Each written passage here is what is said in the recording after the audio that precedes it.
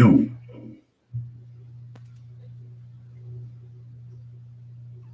Hello? Hello? There we go. All right. Okay, cool. That was on me. How's it going, man? It's good. It's good, man. It's been a quiet weekend, which has been nice. Nice. How are you? Good. Just kind of still hanging over from the Toronto trip. Got a little sick, but rolling back into things, feeling good. Nice. How's your Father's Day been? Happy Father's Day, by the way. Thank you. It's been good. Nice and relaxed. Got up, went to breakfast, came back home, trained, and then we just hung out in the pool all day. Nice. That's a good one. How about you? How's yours? It's been good. It's been low key, just kind of client work, typical Sunday. Yeah. Client work all day and just hanging out, clean the house a little bit. Nothing too special. Hey, has your son wanted to see the new Toy Story yet? We went and saw it Friday night. Oh, nice. Yeah. Have you seen it? Like it? And how did you like it? I think we liked it more than him. He obviously liked it because he likes that stuff, but obviously that started during our generation, so it like kind of means more to us. And I'm always worried when Disney makes another fucking sequel, but this one was good. Okay, cool. What's up, Nick? What's up, guys? Nice to meet you, Nick. Nice to meet you too, dude. How's it going? Good. I'm here in a rush. Set up my studio. So, hey. I don't know, can you hear from your end? It's raining like crazy out here. Yeah, it sounds good. Oh yeah, I can hear the rain right now. All right, cool. That's good. Good. Is it just the three of us for this one? I think some more guys will trickle in over the next 5-10 minutes. Cool. I'm never really sure how many will be total, but Luke will probably show up a little bit late. He said he'll be on time, but we shall see. Okay. Okay. So I guess while we wait, Nick, do you want to give a little just kind of backstory synopsis of you in the fitness industry and in the sport? Sure. I can do that. I was going to try and see if I can get myself connected on these headphones first. Oh, yeah. Take your time. Yeah. So see if it'll let me. While he does that, Mike, I saw that the premise of the Toy Story was like an iPad or electronics. Yeah, it's pretty anti device, which I like. Yeah. And I'm surprised because that's seems also like anti-Disney because all their shit's online now, right? Yeah, for sure. But that was good. A lot of throwbacks to the old movies, a lot of adult humor in it. I told Chris Ranson asked me when he heard I saw it, I was like, definitely some tearing at your emotions a little bit. Did a good job with it. I was really happy with seeing it. So definitely you take an AI before going. Yeah. Take some extra Robitussin before you go. Did you talking about Toy Story 5? Yeah. We saw that movie Obsession today. How was that? Oh my god, it is so I've seen clips so and I kind of want to go see it. It is so fucked up. The ending is just it's not a happy ending for anyone. Okay. It was worse and twisted than I thought it was going to be. Oh shit! Okay. Yeah, I guarantee you, there's gonna be plenty of people that'll watch that movie and have some PTSD flashbacks to bad relationships. That's exactly what I want. Yep. How's the headphones situation? Getting closer. Okay. Which one wants to actually work for me? There we go. All right. I'm here now. All right. We're good. We're good to go. All right. Excellent. Okay. Yes. If you want to give a little synopsis, like I said, about yourself and your background. Sure. I've been coaching the space for it's been almost 10 years now. So I went to school for exercise science, kinesiology, got double bachelor's in that. Did a bit of work in a lab helping out with punching numbers in a computer, basically for some biomechanics research on some ACES tech up in Western New York. So I did that for a while, graduated, got into a couple different coaching groups. From there, I went straight from college right into coaching rather than trying to go the professional route. So got the degrees, got into starting this because I wanted to learn all this stuff in the first place so I could be the best bodybuilder that I could be, selfishly. So I wanted to learn all this stuff so I could do it effectively. And then as I got further and further into it, just coaching was the way that I was going to go. So I followed through, and here I am now. So basically, as of this point in time, in the last couple of years, a major lane in the industry has been in training more specifically. That's more so what I'm known for. So I help people with a lot of collaborative type coaching relationships with a lot of other coaches in the industry, where they cover most of the nutrition and the diet stuff. And then I do the specialization for the training, oversee that as tightly as I think anybody could imagine that you could. And then make sure that the people that come to me that have gaps in their physique that up to that point they can never figure out how to fix, I go in and I fix it. Excellent. Just a couple things there that I'd like to talk about before we get any deeper. When you work with an athlete that's working with like a nutrition coach, is there a lot of dialogue? Maybe you can answer this, Mike. Is there a lot of dialogue between you and that coach usually? Oh, yeah. Go ahead, Nick. Yep. So the way that I tend to do it, my favorite way, kind of depends on what platforms the coach actually likes to use and whether the actual main coach likes me enough or wants him in the room in the coaching relationship for a third. But so long as they're good with it, I tend to do group chats with the other coach and then the athlete, and then whatever other third party may be needed. Maybe it's opposing coach, maybe it's another specialist for medical stuff, whatever it is. So we all have shared communication channels where everybody has access to everybody. And then every single thing that gets said between a coach and the athlete to either one of the coaches is perfectly visible at all times. So that way there's no translation errors. There's no trying to get the athlete to like summarize things to then pass it off. There's nothing missing. And then I can actually do, and my favorite reason for why, and it's worked out pretty well so far, is that it gets the entire group engaged in it enough that we can actually learn each other's style. So it's not as much of a, and it would easily just as easily be a situation, and this has happened a number of times with coaches more so that aren't really into it with trying to do it as a collaborative effort. They'll just kind of do their thing on the side and I'll do my thing and we'll just be working on the same person. Those people tend to not build a lot of a roster with me as a result of it, because they just see what they're doing and they see what I'm doing. They're like, all right, cool, things are going well, but it doesn't end up branching off nearly as much because we can't get into each other's heads. The magic is where you can have the two coaches actually get onto the same wavelength. It's like any like field sport.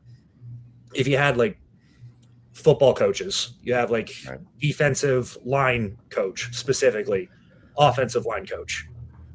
If neither of them ever talk to each other, how good do you think the line is going to be at doing their job? How good are you going to be at actually coordinating your defense and offensive strategies? How good are you going to be if you don't have the specialist for any one of those positions be able to talk to one another where they can coordinate how they're going to run all of their patterns and how they're going to do anything on the field as a team? Basically, it runs the same way. The better that we have collective communication, the more we can anticipate each other's moves, the better the timelining and planning goes, the easier it is for everything to move from one phase to the other and the goals will align. So, yeah, as the answer. Excellent. The other point that I kind of, when you were summarizing, separating yourself, like as a training coach, what translates well for the average person? Like, you know, what in a coach's repertoire makes them translate to an athlete? Like, what allows you to, I guess, your methods to come across in an athlete? Man, this I'm not saying this very eloquently. We fucked up your head from all the LeBron talk earlier. It's too much LeBron talk. You guys got me all fucked up. I guess what makes a strength coach like this successful in the space, and how do you translate your ideals to clients?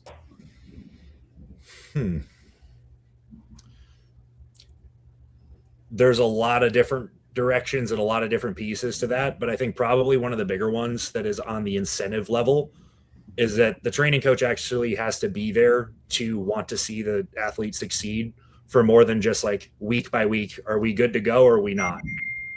Because that ends up being like, from my experience, having heard it from other people that have gone and had those kind of coaching relationships prior, not often do they have them, but of the few, that's typically how it goes. Is you get a program, the program is set as it is. It's a Google Word doc that was probably given to them by their coach that they started working with 12 years ago and then left, but they liked the program. Then they give it to them, give it a couple tweaks, and then they go, hey, did you progress on stuff this week? Yes or no? And then they decide whether or not they're going to change something from there. And then it's just week over week or every other week, and that's it. They're not asking all the follow-up questions. They're not treating it as though what they're doing on every single session actually matters. Is it collectible data? Is it referenceable? Are you going to actually actively reference it? Or is it just going to sit there on a document acting like it's there? For some reason, nebulous to everyone that's participating because it's never going to get touched? Or are you actually using it to inform your decisions? Are you asking follow-up questions? Do you have a real questionnaire for the athlete every check-in so that it's not just the diet coach that has all of the check boxes to see are things going right? Are you having weird reactions? Or is your GI okay? Like all of that stuff is still relevant for me to be able to see because I'm taking care of the training stuff, but how much can I take it just an easy example?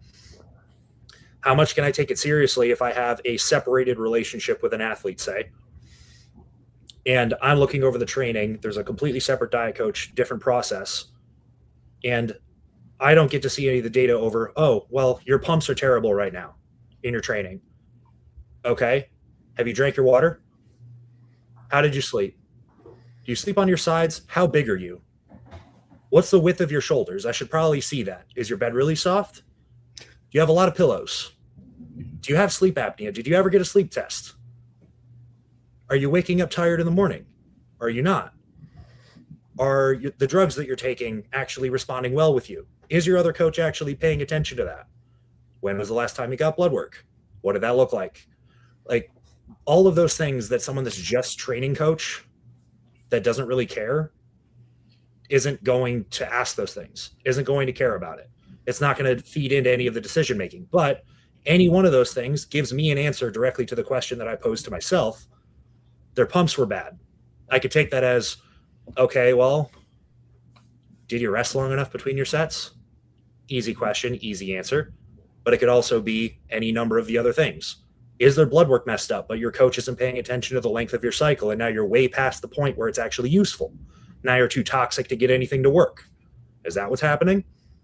Are you not getting your water in prior? Are you overhydrating prior? Did your coach never tell you that you had to have the proper balance of sodium to potassium, specifically around training, so that things will work? So those kinds of things actually do come in. And most of the time, I can assume this without seeing many other processes, none of that stuff ever gets asked, never gets collected, never gets used as any sort of differential criteria to use for the person from that point to decide things.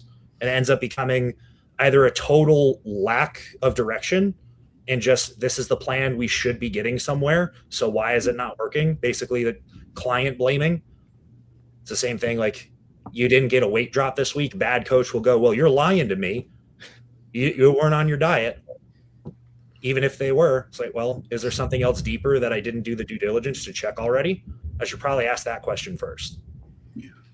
This is very interesting to me because I think, as me personally being an athlete, right? Like I think I know how to train correctly, but it is eye-opening as being a diet coach that, like, and you know, I do some very low-level programming for newer athletes that want it, but really seeing the symbiosis between like a training coach and a diet coach and how beneficial this probably is, and how much as diet coaches, like me, myself being transparent here, I probably fall short in those aspects of like training programming. So this is very interesting to me, and how important that probably these coaching relationships might be. I don't know, Mike, you do a lot of training for people as well. Yeah, if you want to give your 2 cents on this Yeah. So, I mean, Nick's kind of the reason I fell into that because, and this is going to answer a little bit of the first question you asked us from my perspective. I think my first training session after going pro in Orlando was down at Revive with Nick and Jacoby.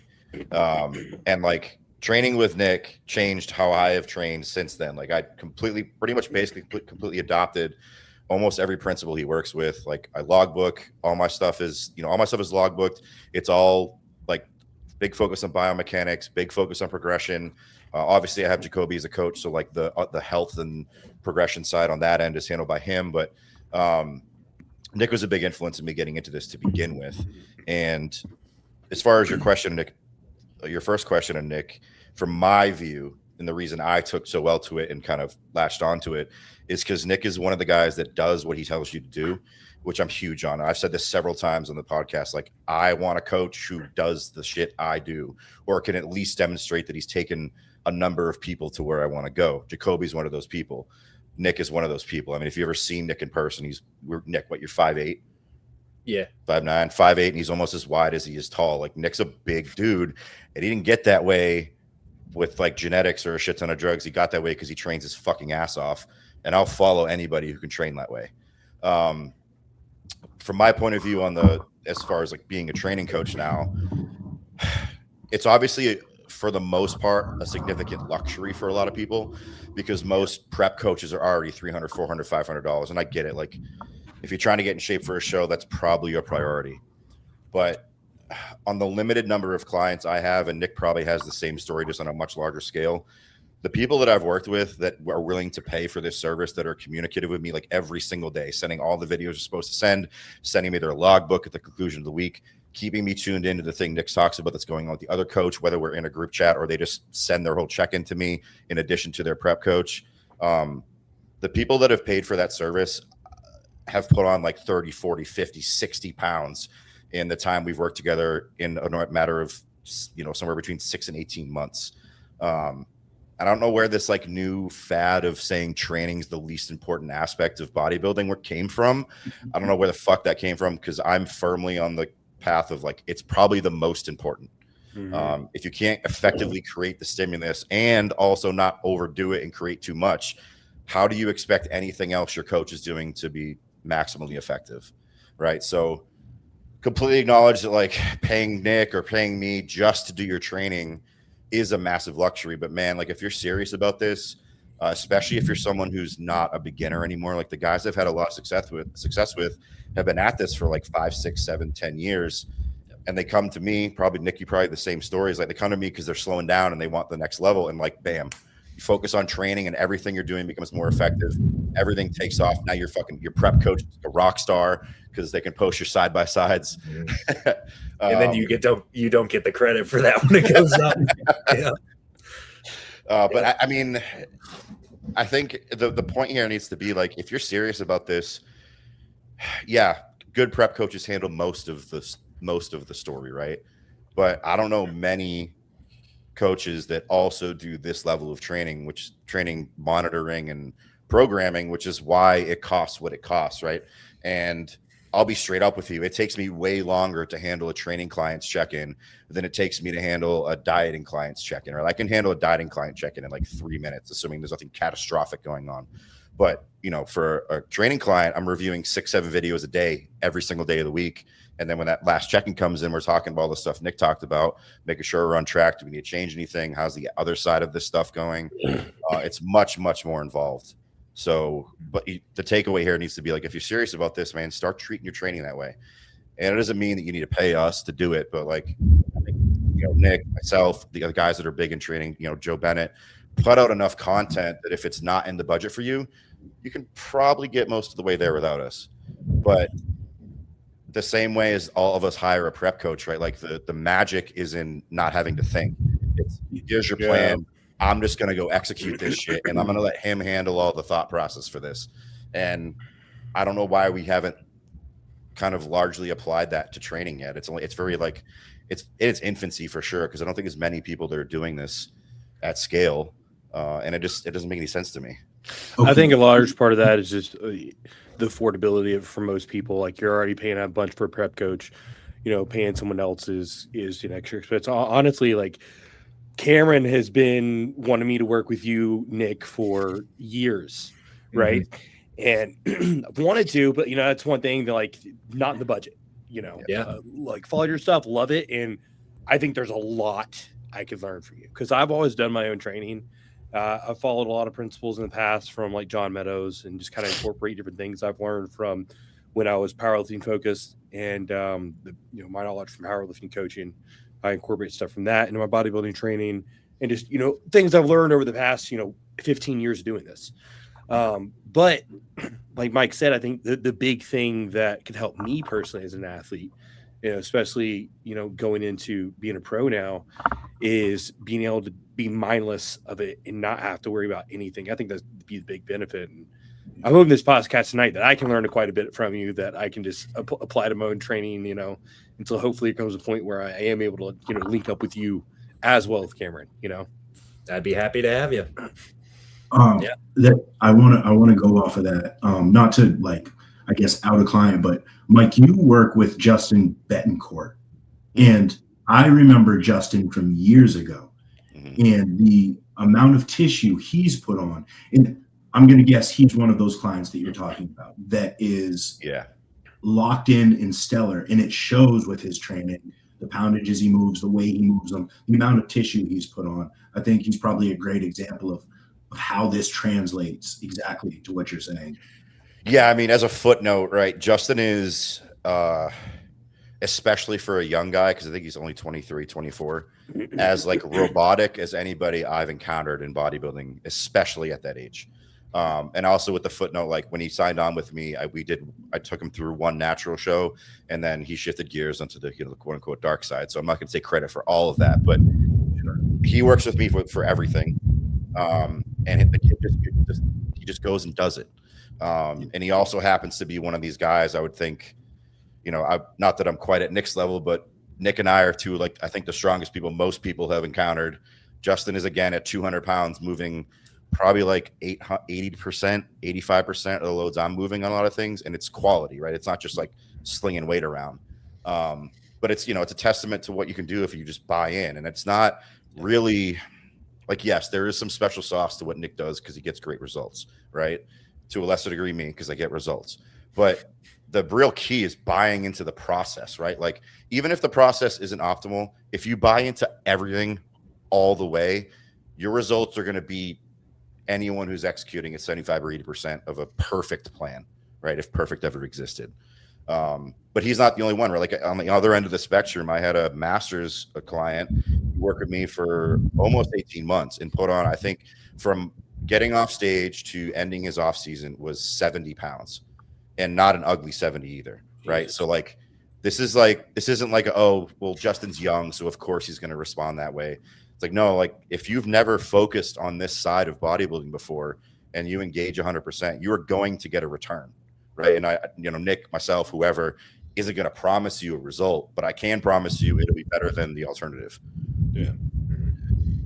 My second thing is you were saying that this space doesn't seem fully occupied yet.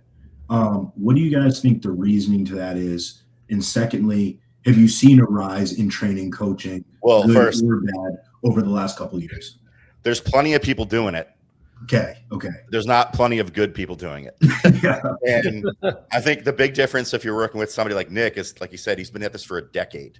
And a lot of the guys, and this is the root of this conversation, Nick, and why we wanted to bring you on, a lot of the guys that are focusing on this are 20, 21, 22. And it's bro, you've been at this for 2 years. What the fuck could you possibly know about this yet? You haven't even put on 40 pounds of muscle yourself. Right. And if you want to just talk to your peers and your buddies and help them out, cool.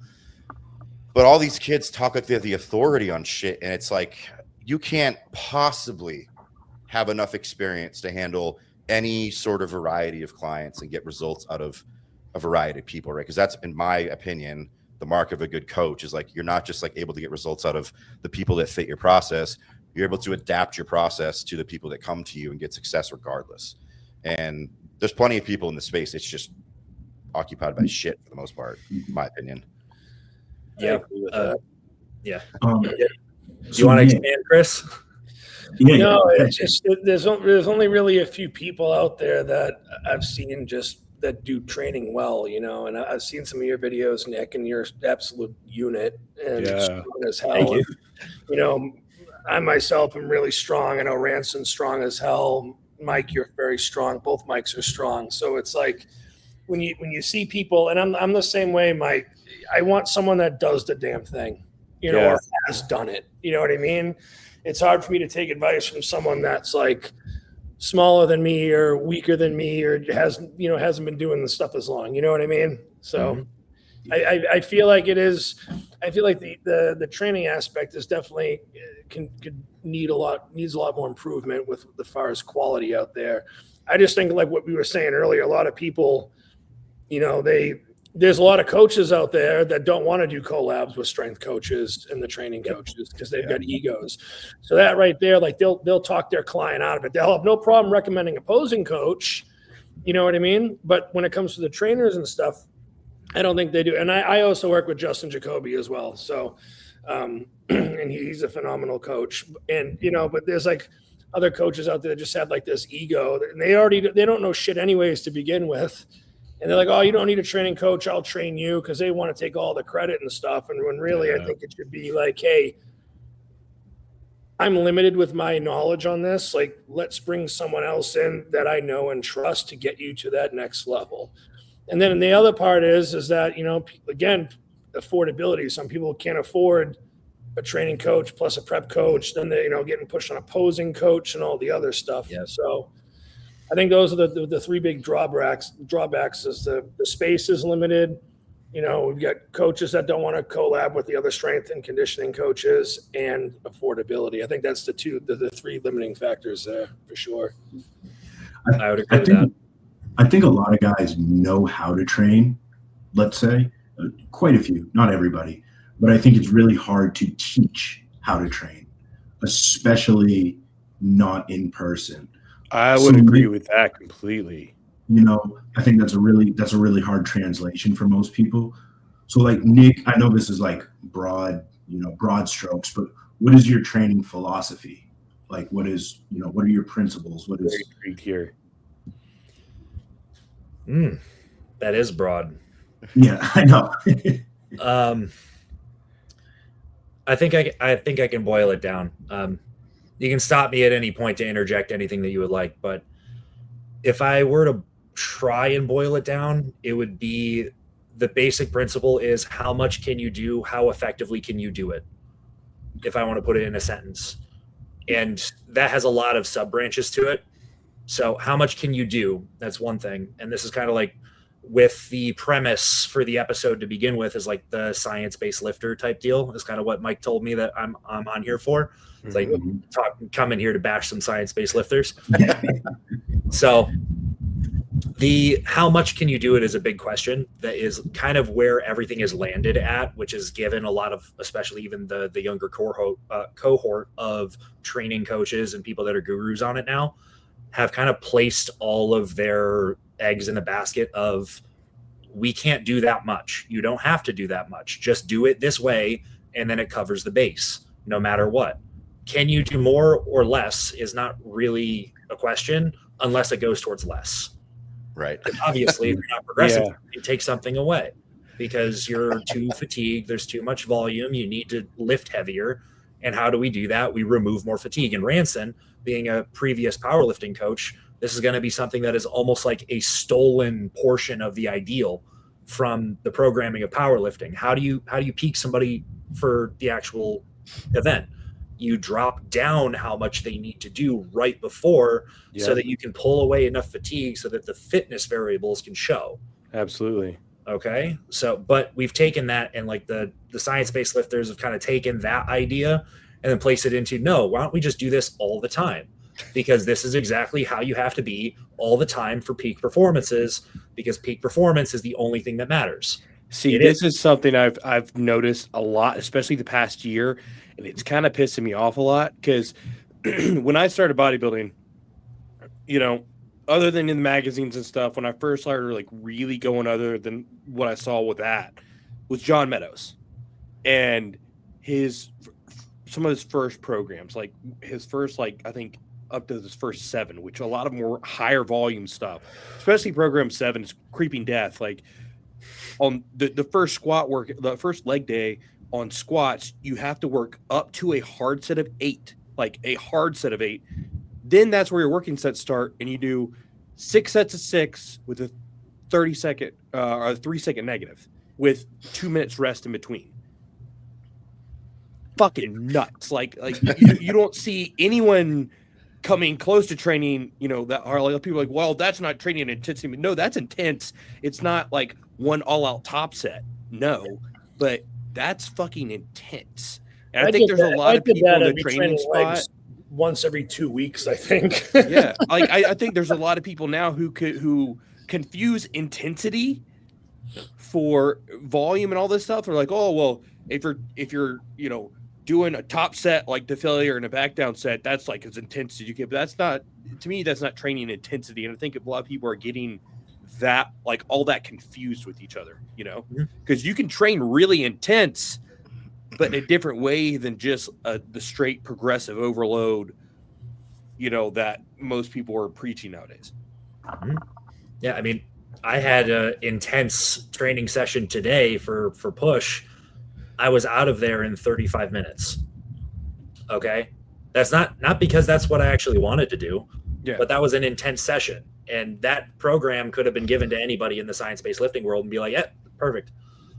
Like did six sets of chest in that amount of time and a little bit of an accessory superset on side and rear delts.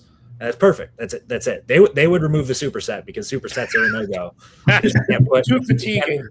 Too fatiguing. You're going to be 5% less able to move load on the following sets every time. And 5% really actually matters so much.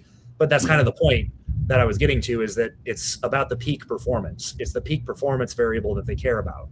Like peak performance, but for how long? For how much? How much can you actually get done? Where is the threshold that you can get to where it's actually still productive? If you never pushed it, you don't know. Right. If you haven't tracked it for a long enough window of time, you still don't know. You can do it on a single day and then say, oh, that beat me all to hell. Great. Of course it did. You're not used to it. Can you do it for a couple of weeks? Can you adapt to it? Because even creeping death, you did that program. It was brutal. Yeah. Brutal. Beat you to hell. But what, after a couple of weeks, did you feel like, oh, I can kind of do this now. It's not so bad. Oh, yeah. I feel like crap. But yeah, either like it was never that terrible for me. I've run it before. I've run that program multiple times, but I'm always the person who has a really hard time not driving themselves into the ground. Mm-hmm.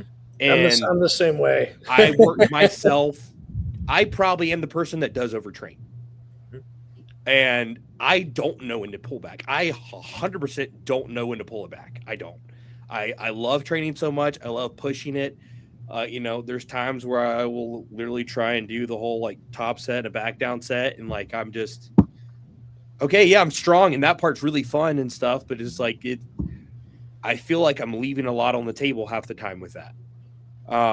Compared to adding more sets in and giving it a bit more, through multiple different sets instead of just, okay, 2 sets, call it and get out of there, which I think there's time and place for all of that.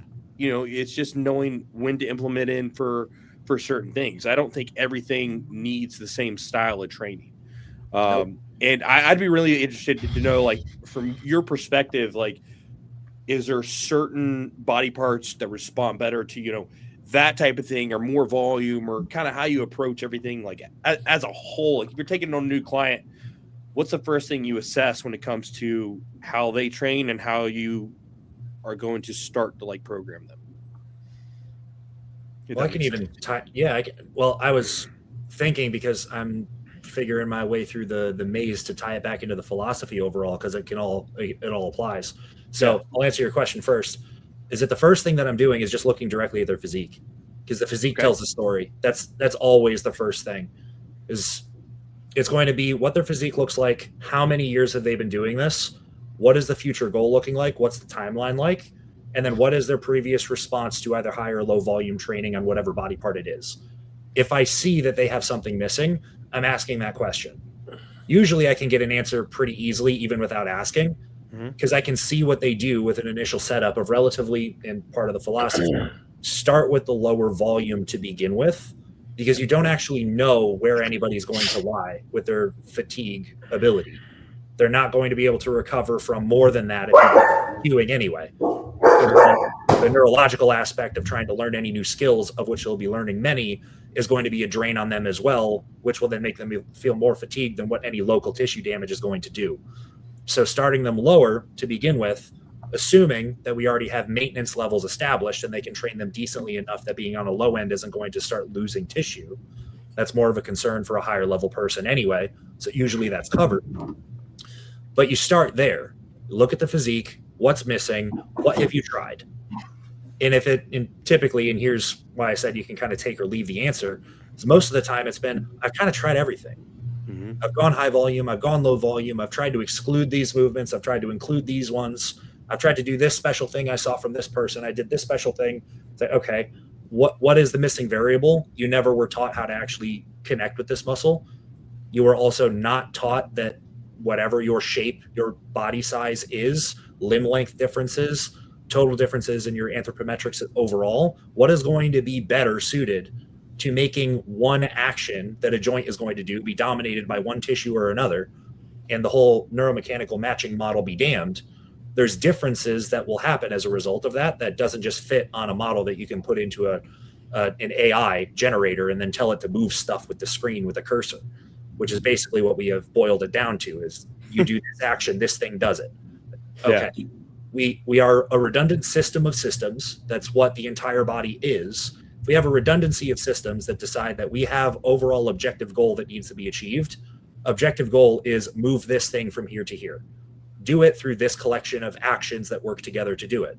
How are you going to coordinate that is going to be based off of any sort of preconceived neurological biases that either you just had, your structural biases, and then what, as a result of either of those two things, whether the neurological biases are from injuries that you've now tried to compensate away from, it's from things that you learned when you were developing as an athlete, not even in bodybuilding, but as like a kid, how you went about the sports that you played. Did you play them? What kind of biases that created? Did it create some range of motion issues in one place or another? And you've compensated that with these more broad movements that we will do to now you have built up tissues in some areas that collectively hit the same action as another one, but the one that has grown more is going to take over a larger force contribution than the others do. So an easy example to make that less ethereal is like one of the biggest ones that I have, especially dudes come to me later in their career for, is they can't build lats. They just can't grow them. Why? It's not because they haven't tried to beat the absolute hell out of themselves. It's not because they haven't tried to do the rack pulls and the deadlifts twice or 3 times a week, and then the non-chest supported dumbbell and barbell rowing, and then they've tried to do as many isolation movements as they can. They've tried to do them in every plane that they can. They've tried excluding the pronated pull downs and pull up motions so that they don't get their abducted arm. They've tried to do all the really tight, close stuff right here, and they thought that was smart. And you just go around in a circle and say, all right, all of those things, if you didn't know any better, could have done the job because you went to those directions because they seem like they would work. Boiled down to just what action are you doing? It's just try to get it to isolate to that one thing as best as you can. You're missing the rest of the joint actions. You're missing the rest of the contributors. You're missing your presets. You don't know how to approach them yet. No one's been able to teach you that because they don't know it. So you're just going to continue to do your pull downs and rows until the end of your career and never grow lats that are thicker than printer paper. God damn it, Nick. We're going to have to speak after this podcast. Yeah. So, yeah, I mean, and I'll go ahead and like tie that back into the whole philosophy thing. Is boiling it down to the sentence is how much can you do? How well can you do it? The how well can you do it isn't just like, I kind of know how to do training, which is like the basic thing that I've gotten from like every more advanced person I've ever gotten to, is like, I kind of know how to train. I'm kind of here just to figure some things out. It's like, oh, do you now? Okay. So we're going to start here. I'm going to see some video. I'm going to see your physique. I'm going to see what's worked, what hasn't. Most of the stuff that you've tried is going to work. You'll be surprised that I'll give you a lot of the same things you've already been doing. Yeah. but you're going to actually learn how to make it work for real because you have some idea now of how to coordinate things and move away from the preconceived biases.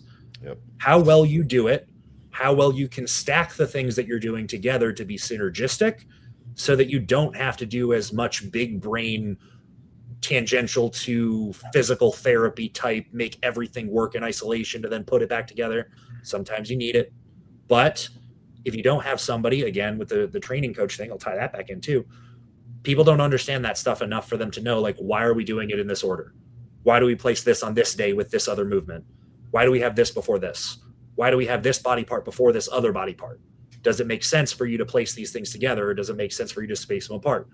Depending on what you're actually presenting with as a physique and what has worked and what hasn't, it'll give you that information, but you're not going to learn that from Instagram reels and from captions and from a lot of the principles you can pick up, but it's also kind of like it's shiny object syndrome too, is kind of the problem with it, which is why it boils down so simply to how much can you do and how well can you do it. Yeah. You'll get the shiny object syndrome with any principle that you come across, and that'll draw your attention for a little while. And it'll get you to go in a direction that isn't going to lead you anywhere because you'll continue to go down the rabbit hole without having the bases covered. Yeah. The effect is going to be dictated by how well you do it. If you don't know what you're missing, you'll never cover that base. So you can keep going in any direction you want. It's not going to go anywhere. So other training coaches in the space, I don't need to badmouth anybody. You just say that there's not a whole lot of people that actually have at least like a fundamental understanding of the mechanics because they just don't have the education. That's okay. That is okay. But we would also want for somebody that's specialized in something to actually have some basis of formal knowledge, and then all the stuff that is also easily accessible that you can pick up in bites from everywhere else to create an overall tapestry for how you approach problems. So you can pick up that stuff from taking a course from this person and a course from this person and following this person and watching this video. Like you can pick up little things, but it doesn't all come together in a way that actually makes it comprehensive enough that'll fix a problem that you've had for so long that you don't even know you have it. Yeah, that makes a lot of sense. Two things I want to highlight there because Nick keeps saying, how much can you do? How well can you do it? The first on how much can you do, I think this is of the utmost importance because if your focus isn't really on how much can you do, you're not thinking about can I do more, which means that when it comes time for more, the only other dials you have now, let's assume we're trying to grow, the only dials you have now are food and drugs, right? And we all know which one people tend to prefer, right? So now it becomes a health conversation of, okay, like you're not maximizing training. Most people aren't huge eaters. So now you're left to the pharmaceutical conversation.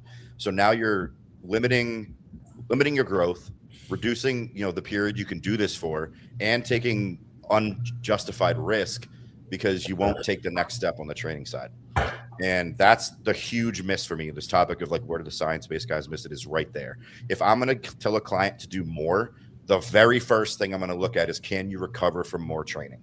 And if you can, and you can come back week after week recovering, keep progressing, get some growth out of it, then why in the world would I give you more drugs? And at some point, like people get tapped out on food too. Like, why would I make you be miserable with food if I can get more stimulus out of you, still recover and get growth out of it? Mm-hmm.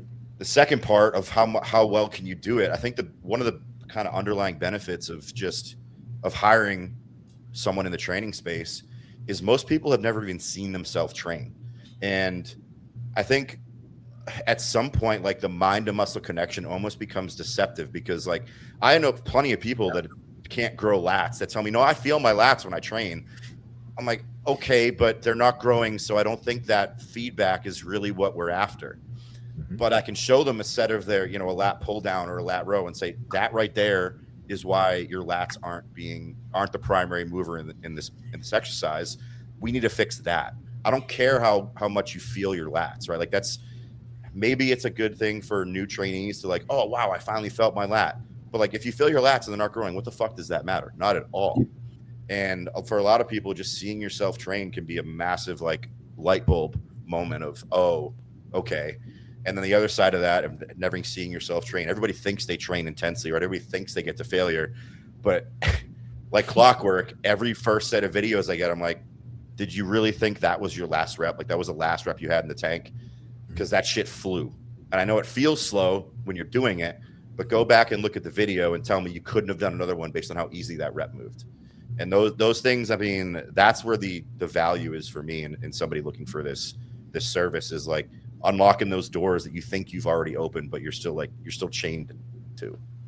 Yep. I have a couple of things. Hopefully I don't forget a couple of them as I go through. But the first one, just to go right off of that, the mind-muscle connection thing being a major topic of conversation. Usually it's the people that have really done this for a while. They're like, mind-muscle connection matters. And all the people that haven't done it for very long are like, it doesn't matter at all. It's not a trackable thing. We can't put it on a graph and then that tells us anything. So, okay, credit where it's due. True. That is true. However, it's a neurological phenomenon. Neurological phenomenon is not just something that happens as a direct result and only as a result of what you're physically doing. The nervous system is going to pick up on anything that you have an input from the external world, and then the internal world that you are experiencing, and then what you are telling yourself you're experiencing too. So for body parts that people think that they're touching, specifically like lats is the biggest one for this, you'll have people that'll say that over and over again. I feel my lats doing this. Well, why aren't your lats any bigger after 5 years of doing it that way then? It's like, okay, you don't actually have a mind-muscle connection to that tissue. You've just trained your brain and your nervous system to recognize any sensation in that area as being the connection to it. And it's more likely another tissue that feels like the lat that is doing it. And I'll make that even more granular.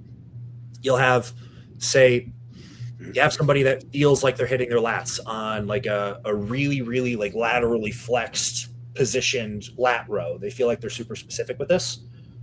They'll feel like once they get there, like, oh, my lat's already in. You know what that is? That's your QL. That's a muscle that attaches from your rib to your pelvis that when you try to draw the rib cage to the pelvis, it shortens.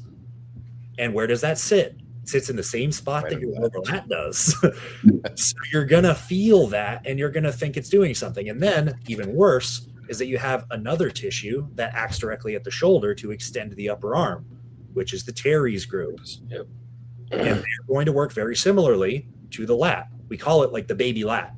And it's what you see when you have, like, you can pull up any of your favorite bodybuilders, probably Mike, because he's probably your favorite if you're watching this, that you can see on a rear relaxed, you can see the separation of those tissues between the lat and the teres. There's a little line between them. You'll see if they're really developed, it'll do like a scooping motion. And you'll see it come up right underneath the arm, right where the lat does. It looks like the same tissue if you're not lean enough to see the difference. Right. But it has roughly the same line of pull. And the more you manipulate your body into a position where the lat can't do the job, you will feel your teres. You will think it's your lat. So with all the very specific setup cues that people have done to try and get really super isolated with that body part, it ends up giving them multiple different sensations that just because they can't see it, they don't know the difference. They'll tell themselves over and over again that, yeah, it's my lat doing this. No, it isn't. Yeah. It's another group of tissues aside from the lat, although the lat is going to feel something. It's not going to be the primary contributor to the force, so it's not going to be the primary benefactor to the movement. And so you'll have that problem. And that shows up with many more than just the lat, but that's just a very easy and common example. And then for the how much you can do it too, I want to go back to that one, is that one of the things that I tell people that come to me as well all the time, straight up before they even get the program from me, because I have a question in my initial intake questionnaire: how much time do you have to dedicate to your training on any given day in any given week? And if they tell me that they've got an hour or less, I just straight up tell them, I could do that. You're not going to get as big as you think you're going to be, and you're not going to like the results as much as you would if you prioritize this enough for you to get 90 minutes or maybe even 2 hours. And that can sound like, especially to the science-based lifters that are probably not tuning into this anyway, but to those types, they're going to hear that and be like, blow a gasket. Are you kidding me? Anything past an hour max is completely useless volume. What are you basing that off of? You're not basing it off of anything objective, that's for sure, because you haven't gone there to try it yet. How are you structuring things? Can you actually do it or not? Did you test it long enough to know? And every single time, and I can say this confidently, every single one of my athletes that have actually gone and grown like weeds and gotten to the goal that they came to me for, they've given me a blank slate for the amount of time that they have, or at least they've told me I have 90 minutes that I can do my training. It's the minimum that I need to be told that I can work with for me to tell them straight up, like, we can get you where you need to go. We can make this work. We cut it lower than that, we're cutting corners. And how does that fit with the current idea of you do like 6 total sets in a session and anything beyond that is garbage? It doesn't compute. And then also, just to the same thing, like, because this completely blows my mind, and I don't understand how people have gotten here with it, is that we can really believe that you only have the capacity for you to do and then recover from 6 sets, 8 sets in a total day. How? Like, literally how? And then on top of that, how do you actually get enough volume for every body part then if that's your limit? If that's the limit you can do in a single day, how many sets of biceps can you do across the 7 days of a week? What, you're doing 4 because you're also splitting them up because you can't do a lot of volume in one day, so you have to do it on 2 days a week because 2 days a week is always the minimum, right? Because frequency research says that 2 times at least is what we need. I also don't disagree with that necessarily, but at the same time, if you already have a preset limit on how much you can do in a single day, 4 sets of biceps, you're really going to grow big biceps, dude. Genius. Just do your 80-pound preacher curl with your entire body trying to do it so you can hit it. Like I've seen this stuff. It's crazy. So like that, again, it just boils into the philosophy all over again. How much can you do? How well can you do it? And there's so many different branches that go into that because that's the only thing that matters. Yeah. So I've been taking a bunch of notes and questions going through this because it's all very, very interesting to me. I want to go back to the neurological bias. When you're onboarding somebody or bringing somebody in, where do you start with neurological biases? And when you say that, for me, this is learning as well. You talked about, first off, like incorrect muscle groups causing a movement, but then you also talked about like when you're talking about lower lats, right? And people are programmed to feel something, but that's not necessarily that muscle. How do you break that down with a new client, and how do you start to correct those things? So the biggest thing is you're not going to find that out in like the initial intake and onboarding. There's no way for you to get it because they're not going to be accurate with their own self-reporting on any of that. They won't know. They might be able to tell you I don't connect with this thing very well, or I can't do this movement very well, which is still important information and you should collect it if you're trying to get this down, because that will give you an idea based off of what specific things they're telling you they don't connect very well with or what they haven't been successful with up to this point. So that'll give you some information on it, but that also takes kind of a while of you getting used to seeing it and testing your ideas for you to figure out like this constellation of things you're not feeling well tells me that this is your issue. So that's kind of like a separate thing that we can get to. But initial intake information, you collect that. What has worked, what hasn't? What movements can you or can you not do very well? What are your preferences? You can work with that. You look at their physique, what they can present with. You give them the basis of the programming from there, assuming that they're just a normal person, mostly. You take in the injury history and all the rest of the stuff that we already know to do. But then on top of that, you just have to layer them. Okay, I'm going to give them the basis that I know, so long as they're not completely messing up everything else, they'll be able to perform and recover with this. I'm going to collect the video for me to see how they're going about this, and then use that to further inform what changes you need to make to the programming itself for you to get them to do this. And if you don't have to take it that far yet, and you shouldn't yet, do the direct changes to how they're doing the movements as you've given it to them.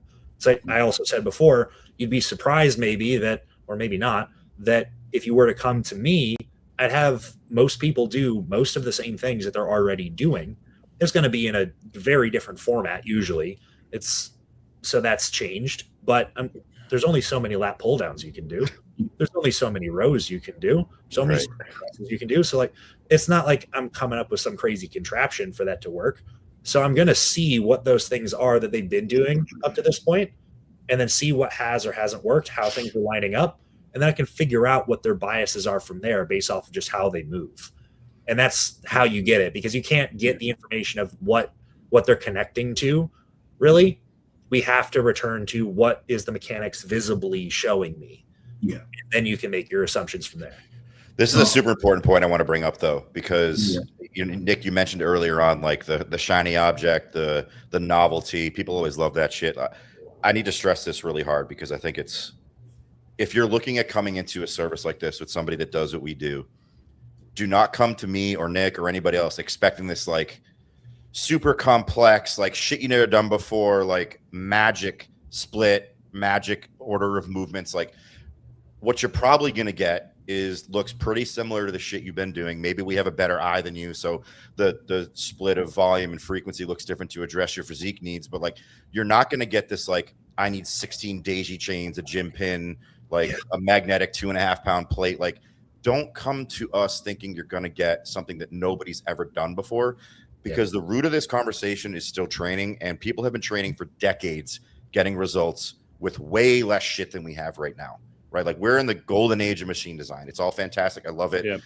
I almost do exclusively machines, but that doesn't mean that what you're going to get from us is something that's exotic and that you're going to brag to your buddies about. Like, look at this, look at how cool this is. Like, no, it's probably going to be the shit you've already done, just with much more stringent oversight and direction on how to execute it correctly in general, or around the things Nick's talking about, your imbalances, your neurological predispositions, all these kinds of things. So I want to just like set that as a foundation, because the whole, like, it's new, there's a new study, peer-reviewed study, and like my favorite influencer put it out, so therefore it must be law. Like, you guys need to drop that shit, and you need to come here with realistic expectations and get rid of any preconceived notions and just come to work. I promise, if you're going to spend this money and invest this time, that if all you can promise me or Nick or someone else that does this is that you're going to work your ass off, you're going to get there, right?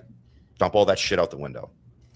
Then there's even something else I can jump off of that with, and I want to get that before I forget, is that there is something even more to that, is that if you have somebody that's good at this, then you're going to have stepwise instructions that you're not going to see on day one that is going to inform the next steps on how you fix issues. So you may see the program is, it's the same movements that you've been doing. It's going to be different orders, going to be different total amounts, different split. Those things are going to be different. But a lot of the instructions may actually look like, oh, well, I already kind of know this. This is a new one, though. And then over time, you'll see that instructions can change. And I can give you a specific example of this. So again, I could use lats again, because everyone listening to this probably needs them, is that one of the things that you'll want to start with, sauce for you guys. You're getting this for free. Oh, so lucky. One of the major issues with specifically that body part is that people don't understand the order of operations for what joints are supposed to move and when, and what dictates what is actually going to get the target to be hit. So in the first iteration of giving somebody a program, and I actually have my exercise library platform thing on my website, and you would see, if you were in there, that I have a video for a single arm lat pull down on cables. And in there, I have instructions verbally said that you're going to try and attempt to not have your shoulder rise up into your ear. Okay. Now, if you're a really smart mechanics person, you're going to be like, well, that's really dumb, because your lat gets a further stretch the more that your shoulder blade goes overhead. So why are you telling people not to do that? Okay. So the first instructions I might tell somebody that has really bad training skill is that, yeah, you're going to try and keep your shoulder blade right where it is, and you're going to limit how far your upper arm goes overhead so that you can coordinate just to have the lat do the majority of the work. Is that going to be the most optimal in multiple steps into the future? Absolutely not. No. Right. What you're going to get from that is you can find the connection to it in the range that it predominantly will work in without other contributions helping too much. And then afterwards, as you've learned how to stop the scapula from moving, now you learn how to coordinate the motion so that you can do it effectively, because the lat will help you with controlling elevation and then forcing depression. Because it does that as a primary action, you don't want to exclude it, at least not long term. So your first instructions will be keep that locked in. Next set of instructions, after I've seen it and actually known that, okay, you've proven that you could actually do this. I can see that things are lining up. You're getting the full range of motion for what we've dictated. You can keep the control. Now I can give you the next set of instructions that will actually work. Now I can tell you to let your arm go as far overhead as you can get it to, and let your shoulder blade rise up so your delt goes into your ear. But now I'm watching for, as you do that, do you get your shoulders flat again as you finish? If I were to give that instruction to somebody that has no movement skill to begin with, they're going to mess that up. And what it's going to look like is what we usually see is this. And people that are just seeing, I still have my shoulder up in my ear, and I'm just cranking my upper arm up and down in space. And that's typically what happens. And then even if there's a little bit of depression and it looks kind of okay, it's still not getting to the target, because most of the action is happening directly through extension at the upper arm, which will be the bicep trying to draw the hand closer to your shoulder, and then your rear delt trying to rotate the upper arm behind you. So you'll have that happening, and as you get a little bit more overhead again, it'll be the teres trying to help you more so than the lat, especially if it's not in the right position for the shoulder blade. So those things, I can't say that to somebody that knows nothing. I can't tell them those instructions. I can't put it on their sheets, because they're going to mess it up, and they're going to forever mess it up. And if I never see it from them, I can't correct it. So that is something that you'll get from somebody that actually knows what they're doing, because you can get stepwise instructions for how you can actually retrain their nervous system to recognize what is actually supposed to happen, so that they can get the body part you're trying to get to do the work to actually do it. And you usually can't get it done in one shot. Yeah. So I'm going to let Rance and Chris ask some questions, but I just have one more. I mean, I have a lot of questions, but I'm not going to monopolize asking questions. How much, because you guys explained that like feeling it always isn't what's important. So how important is exercise selection, let's say, to somebody who's somewhat competent in training? Is exercise selection that important, or is execution of movement more important than exercise selection, being that like this exercise works for that body type? Execution is the baseline, no matter what. Okay. Selection is going to be, and I'll let Mike take it after I just make first statement, is that the execution is the baseline for everything to begin with. So that's always number one. But with the selection of different movements that you can do, you can be more specific about some things. And especially for body parts that span large areas of the body, or they carry a lot of real estate to begin with, or they have crossover with other things to a large degree for the action that they do, you have to be a little bit more specific and be more varied. Most of the time, most people have the tools and equipment that are needed for that, even if they don't have all the machines under the sun. So that can be covered with most of what's basic. The difference in selection that you'll have will be able to expand the palette for what you can put onto a program, so that you don't have pattern-specific fatigue issues that cross over from not just the local damages to the one tissue in the one way you're touching it, but then it's going to be for every other contributor to that as well. It's going to be, if you only have barbells available to you, say, so it restricts you. You have barbell, dumbbell. That's all you have at your gym. That's all you can do, but you want to build the biggest chest possible. You have an incline bench, you have a flat bench. You're restricted. You're limited. How you do them is going to matter a whole lot, because you can do all of the variations available to you there and get great triceps, great front delts, and never get your chest that big if you screw it up. You can still get a nice big chest, full development everywhere, otherwise, if you do it properly. So that is there.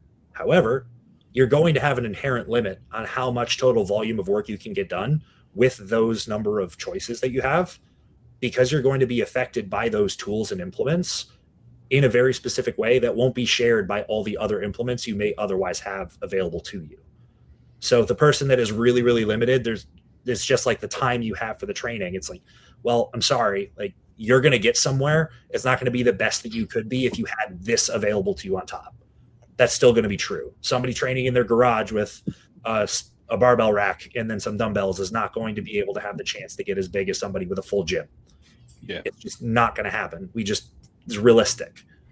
So there's that always there, but you're also going to be more resilient to injury issues as a result of what you're repetitively loading in exactly the same way for the amount of volume you need for you to maximize your recovery and performance capabilities with everything else in place so that you can grow. That's where the real magic is. The more tools that you have, the more total volume you can do and recover from without all of the negatives that would otherwise come from it if you did it all on only one thing. Okay. I think Joe actually just posted something today about this with some little 120-pound nerd saying, like, there's no justification for having an A and B push day, for instance, because it's all about, getting the neurological adaptation out of the way and then just progressing up the law book. It's like, I think you're missing the forest for the trees here, man. If you're going to tell me that there's no reason I should have somebody do an incline Smith press on an A push day and then a converging incline press on a machine on push day B, right? Like, the real root of the problem, my opinion, with all the science-based shit is it focuses in so close on the tiniest aspect of what everyone thinks progression is about, right? And just raw push the numbers up every single week. When if you've done this for any period of time, you know that there's way more factors to growth than just, did I progress the logbook today, right? Because if I can progress the logbook for 6 weeks, but fuck, now I tore a pec, you're not growing your chest anymore, right? Or like, I've been doing the same lat row for 12 weeks and now I have a shoulder issue. Well, I don't think your left lat is going to do that great when your shoulder's fucked up. So there's so many more factors to selection and execution than just my lats are weak, I need to build them up. And I don't know if you do this or not, but for me, I always start with movement patterns for the basic idea of like, what do you have in your gym so that you're not like walking through your gym, taking a picture of every piece of equipment. I say, okay, I want this to be a squat pattern for your legs. Not only does that let you fit into what you have in your gym, but I also get quite a bit of information based on what you pick, right? It's like, that's probably a movement you're really fucking good at, but your quads haven't grown. So maybe that's not the movement we should be keying on to start this split. And I mean, for most people, you're going to enjoy what you're good at, right? And we all know that if you enjoy things, you're probably going to adhere to them more. But at some point in this game, like, it has to stop being about enjoyment and it has to be about progress. And if you're not willing to make that step from, well, I really like doing the hack squat, it's like, yeah, but your quads aren't growing. So maybe we need to go to a Smith squat, or maybe we need to do this unilaterally, or any of those factors that you could bring in to just modify the movement. Maybe you need to consider that because your way has not worked yet. Mm-hmm. Yeah. Chris Ransom, you guys have any? Either of you guys, yeah. Yeah, I had a question, and I just want your opinion on this, Nick. So, say you have a person that does like high frequency, right? Like, for instance, let's say they do 8 total sets a week for like chest, for example. Maybe they do like 8 total sets for quads, and they split that up into 2 sessions, right? What would cause a person to progress more doing those 8 sets on one day versus the frequency? I guess what I'm saying is like, in this particular person, the frequency doesn't work. They don't recover as well, or they're not progressing much. I'm just curious what your thoughts are on that. So the major thing that's going to be different between the two is that on a single day, if you stacked it all together, you're going to have less total fatigue built by the end of it in relativity to 2 of them split, because you're not as fresh for the majority of the volume. Gotcha. If you're more fresh for both of them, you have a higher performance potential. The higher performance potential is going to take more out of you rather than you doing it all on the same day, which is going to brutalize you anyway. So it's not like you're avoiding that problem. But if you place it on the same day, and at the end of, if you did have it split into 2 sessions, you had 4 sets and 4 sets. By the time that you got done on the 4 sets on the first day, you could probably get to 6 sets and still do them pretty good overall, but you're just leaving them. And if that's the case, then they're still pretty well done. You could have gotten those done and moved less total volume in the other day, and then you could have fixed that total volume skew issue where they don't recover or perform as well on the second one if you made it a little bit more top heavy to the start of the week rather than the last session that you did. So Gotcha. that would be one like middle way solution. But the underlying thing is that if they're doing it all in one day, that latter half is going to get progressively worse in their overall output. And that's going to be easier for them to be able to progress on each one of them through those sets up to the point that it's diminishing. But then in comparison to two of them where they're both fresh, they're going to move a lot more load. They're going to do it more effectively. Their nervous system is going to be dialed to be able to really produce that force. They do that twice. That's going to be two larger boluses for them to hit rather than it being what it would be on the one day, because the total sum of the two is going to be larger if they're split in your fresh. It's a bit counterintuitive, but yeah. Right. The other thing, Nick, that I actually learned from you way back, and maybe you can just elaborate. This is where I think exercise selection matters when you're driving frequency. The big thing that I've seen you implement is like, okay, if we're going to train a problematic body part, let's say 3 times a week, right? Am I going to have you do a stretch loaded tricep extension 3 days a week? Like, probably not, because I think that's probably going to create more fatigue in you. So maybe 2 of the days on the either end are something that's in a shortened position, right? And maybe that the one heavy tricep day you're doing some, in all ranges of motion, all positions. And I've seen this has worked for me. Like if you want to bring up lats, maybe you're not doing a completely overhead lat pull down 3 days a week. Maybe one of your days is restricted to a lat row where that stretch isn't intense, and it might not feel the same, but I guarantee, at least in my experience, and I think Nick, again, elaborate at the end of this, you're probably going to feel fresher for your next lat day if the middle one is only, say, things that aren't exclusively stretched, or even just one movement that's heavily stretched. Yep. And then you can also kind of change the categorization somewhat too, because they kind of fit loosely over one another in that way, with either like lengthened versus shortened or mid-range. If you try to do a larger bias towards, if we just split it into 2, it's like mid-range lengthened or mid-range shortened is where the majority of the loading is. Those categories work, but the categories will also work with just how much total loading are you experiencing on any one of these variations because of what they are. It's like, what is for triceps is your example. If you're doing triceps and you're trying to hit them 3 times a week, and you're trying to do the majority of it's length and loaded, because that's where we're going to get the rest of the growth, the majority of it. Cool.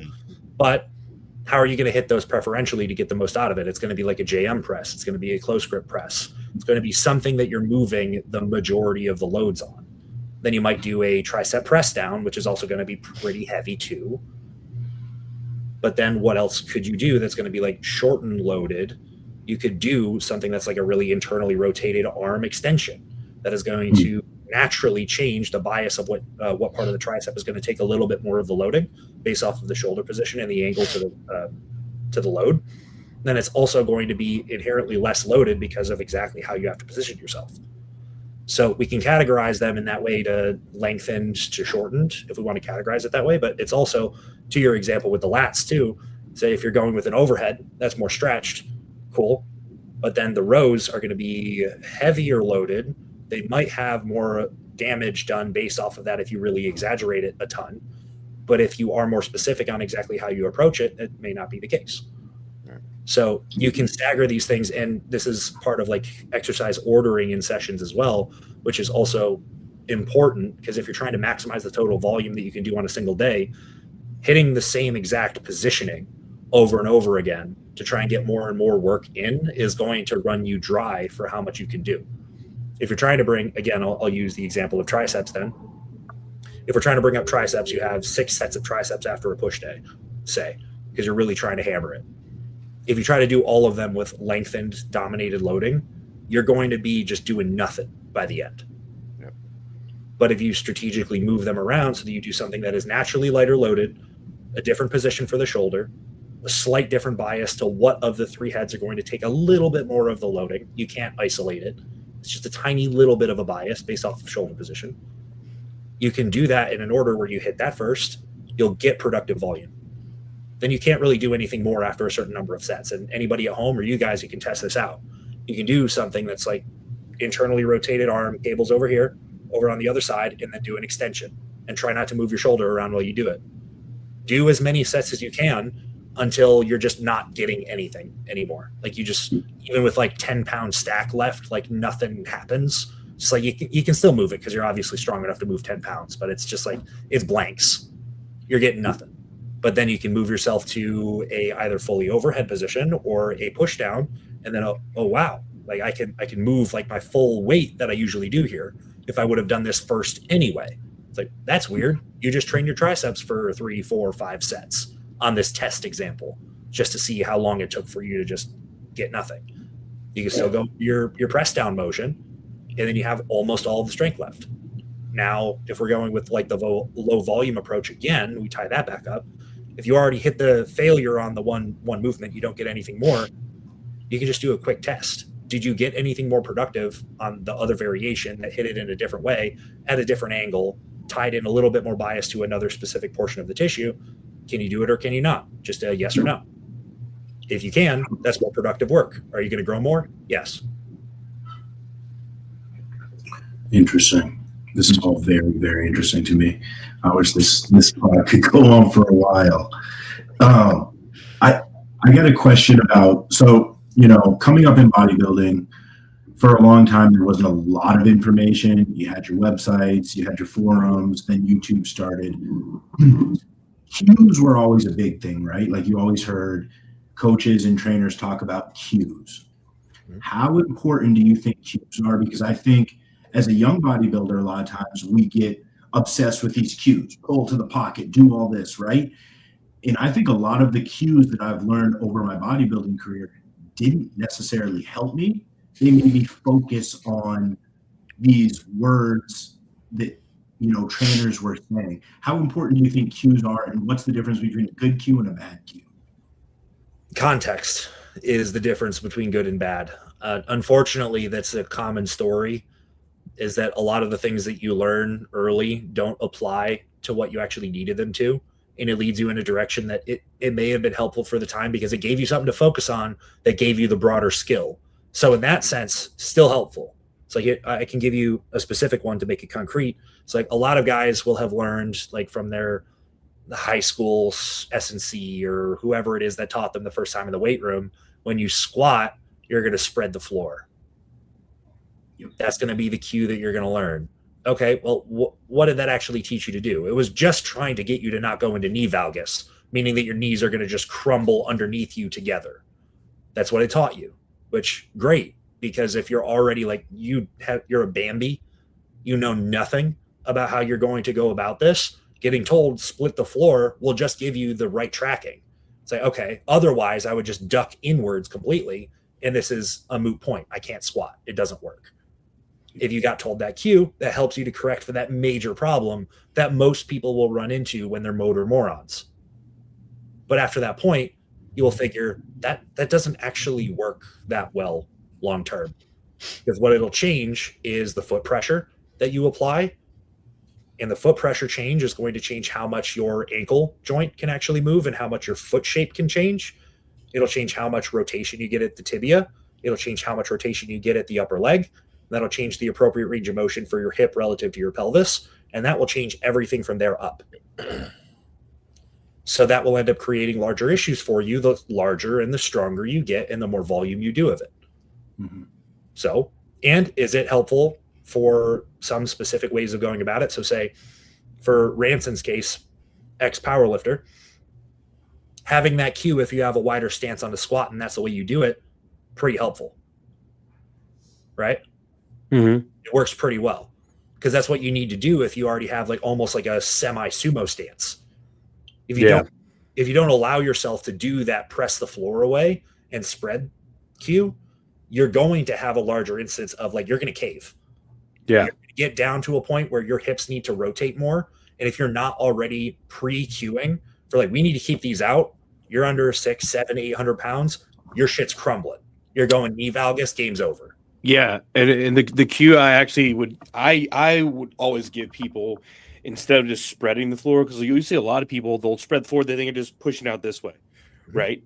And there's all sorts of issues that stem from that. You got a lot of people who aren't using their glutes or anything that way, with just doing that. They're just getting lateral pressure. Mm-hmm. And the big thing, and this helps with, wide or even, narrow stance squatting, is I always tell people to screw their feet into the floor. Mhm. And instead of just spreading it, like you're gonna essentially spreading it, but like you're taking your feet, grab the floor, and trying to like twist outward Mhm. that way. Then you're actually like, people do that and they're like, I just want my glutes engaged. I'm like, see, now you're actually engaging your glutes.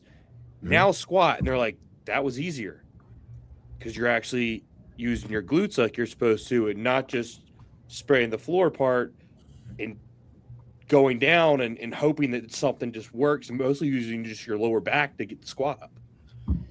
And then the next step is teaching from the screw the feet in the floor is how do you create the same end effect at the hip without doing the screw at the floor? Yeah. That's the next one, because that's where you unlock the next barrier of progression. Yes. If it ends at the screw the feet, then you have that like insufficiency issue. You start pressing, your glutes do something, but again, it's the same issue. You start rotating onto a supinated foot. Rotating onto a supinated foot limits how much the tibia can travel over it. When it limits how far the tibia can travel over it, sure, your glutes will do something, but what is going to be the other primary contributor to the hip extension at depth? Your adductors. So if you already stop the adductors from contributing to you and helping because you're corkscrewing so hard, the next step is how do I get my glutes to stay doing this as if I am doing this lateral pressure, but don't apply the lateral pressure at the foot? Yeah. So that's another stepwise cue, because after that, when you can get the balanced foot pressure, because you'll have one of the two. You'll have like super flat foot, like super pronated, like they can't control the knee valgus at all. And that's not good. Next one, you correct with the corkscrew. That fixes it because it stops that. But then after that, they're now stopping themselves from being able to go into the normal rotation at the lower and upper leg, which allows them to get the most total leverage out of the tissues at length when they're in the bottom. And that's their next step. Because there's a difference in rotation at the upper leg depending on where you are in hip flexion. It works in thirds. So you start in the top third, where you're going to start with ER, external rotation. So that's where you do the preset with the corkscrew. That'll change the foot pressure so it's supinated, so your foot curls up like this. That's where you need to be up there. As you get past the first third of your depth, it's going to want to internally rotate. So your foot needs to pronate again. It needs to come down flat, like a flat foot on the floor. That allows for the proper change at the upper leg relative to the pelvis. Then as you get to maximum depth, and if you actually need to do that for powerlifting specifically, if you had to get all the way to maximum depth and not just the 90 degree for you to feel it right, then you could stop at the second third. Then that internal rotation can remain limited depending on the stance width. You don't have to worry about it so much. But the closer you get underneath you, the more you have to go that full rotation. So you have to allow for the internal rotation to happen. And at the bottom, you get more external rotation again for you to hit the bottom depth, and then you can reverse it. So that's a whole other aside that we just went into that was completely not the original question. But that's so interesting, though. Yeah. So that's another stepwise thing to do and apply that will help, because that's the actual function of all of the joints and the way that they work together with rotation, because all of those joints work in relativity to one another. And they actually do change format in relative to one another as you move. So if you just try to lock them into straight line paths as much as you can, you'll get something. You'll get control, which initially is what you're trying to get, because you lack control to begin with. So get back to the original, the cue. What's the cueing for? Context dependent. If you're a motor moron, you don't know what you're doing, the first thing you need to do is not crumble like a bundle of sticks when you put a bar on your back. Cool. All right, got that. Spread the floor, corkscrew the feet. Great. Now you've got the glutes trying to do something to stabilize the pelvis and do some work to try and control where it goes as you get into greater hip flexion. Great. They weren't doing it before. Now they are. But now we have another issue. You have control, but you don't have the proper force development that you could otherwise get because you're disallowing the normal motion of all of the joints and bones from the hip down. Now you can manipulate that portion. That next cue is going to be different than corkscrew, because you've already learned that your nervous system has now actually connected the pieces of, okay, I don't just let things bow in together and then I crumble like a bag of sticks. Okay. Instead, now that's been learned. Okay, glutes do this. When I set myself up and I'm upright in my squat, now I can contract my glutes. I can set my position. We're good. So the same things that were happening with the corkscrew just happened, but you didn't have to cue the corkscrew. Now it's just push the knee over the big toe. By then, that's the only cue that you need. If you told that to somebody that knew nothing, they're going to crumble like a bag of sticks. Yeah. Yeah. So I can return back to the original question at this point, is that cues, do they matter? Yeah. Cues are really, really important in my opinion, because without them, you don't have a direction. Right. You don't have a general direction other than just, I mean, you could use visual examples for things, but it's also kind of lazy in a way. Like some people are going to need the visual example for them to see just how something's done. But giving somebody that's like a visual learner, or so they say that they are, you give somebody a video of you doing a lat pull down and go like, yeah, just do that. And that's it, because you don't think cues matter. That's not going to work. No. Work. No. So the solution is not just like, well, cues may lead you in a bad direction, so we don't use them. It's like, okay, the skills don't self-organize into their most optimized pattern from day one. They only find their way through the maze of bad connections if you have the cues to guide them away from the wrong steps. Yeah. Mm-hmm. Mm-hmm. Yeah, I think, and coming from powerlifting, I mean, you hear so many bad cues. People come all the time. You go to any local meet, and you have people, some of these just absolute idiot coaches out there for powerlifting who are just like, they'll just scream hips, hips, hips. Like you hear that fucking all the time. Yeah. Like there's my favorite one is up. Up, like Just stand up, bro. Why didn't I think of that? Oh yeah. Like I've coached a lot of different people through powerlifting, and it had been, I think I'm still ranked 6, all time, my weight class and stuff. But like you can, and Dave Tate talks about this all the time too. I love listening to his stuff. You can talk to like 5 different lifters. It's very rare you're going to give all of them the same cue on how to do something. You might be trying to tell them all how to do the exact same thing, but it's not going to make sense the same way to each person. You got to figure out a way to cue that to each person for it to actually click and make sense. And I've had that experience with lifters myself, like trying to get people to learn how to brace correctly, like their core. Because like 90% of issues that I've personally seen with powerlifters when it comes to squat and deadlift, primarily the squat, is bracing. No one fucking understands how to brace their core because all they think they have to do is flex their abs. Like, no, your core is all the way around. Like, you need to be able to fill out your belt. Like, you have these people coming in, wrenching their belt down as tight as they can. I'm like, you can't brace against your belt. Like, oh, okay. I'm like, no, you're not. And I'll loosen your belt up. And they do a little bit. I'm like, no, loosen more. I need to get all 3 fingers. I need to get 3 fingers in between your belt and you. I'm like, that's too loose. I'm like, no, it's not. Just work with me here. Listen to what I'm going to do. I'm going to show you actually how to breathe into your belt so it fills everything out. And they do it. They're more stable and upright. And then they just look at me weird. I'm like, that's bracing. Like, that's not what you were doing before. Before, you were just crunching down your abs forward, and you're wondering why you're collapsing forward every time in your squat, and why you're always falling forward in your deadlift, and you can't lock it out because there's no brace there. See, go ahead. Sorry. No, you go ahead. I see a lot of the opposite, actually. Okay. Yeah. So that definitely exists, but I see a lot of the opposite. Is that most people, when they have the belt present specifically, they learn only the expansionary portion of a brace. So because the belt is there, they'll just think, okay, big gut. Yeah. Big gut, that's it. But then they don't contract at all. Exactly. Yes. Because there's an expansionary and a contractionary portion of the brace. There's expansion, there's contraction, and there's respiratory.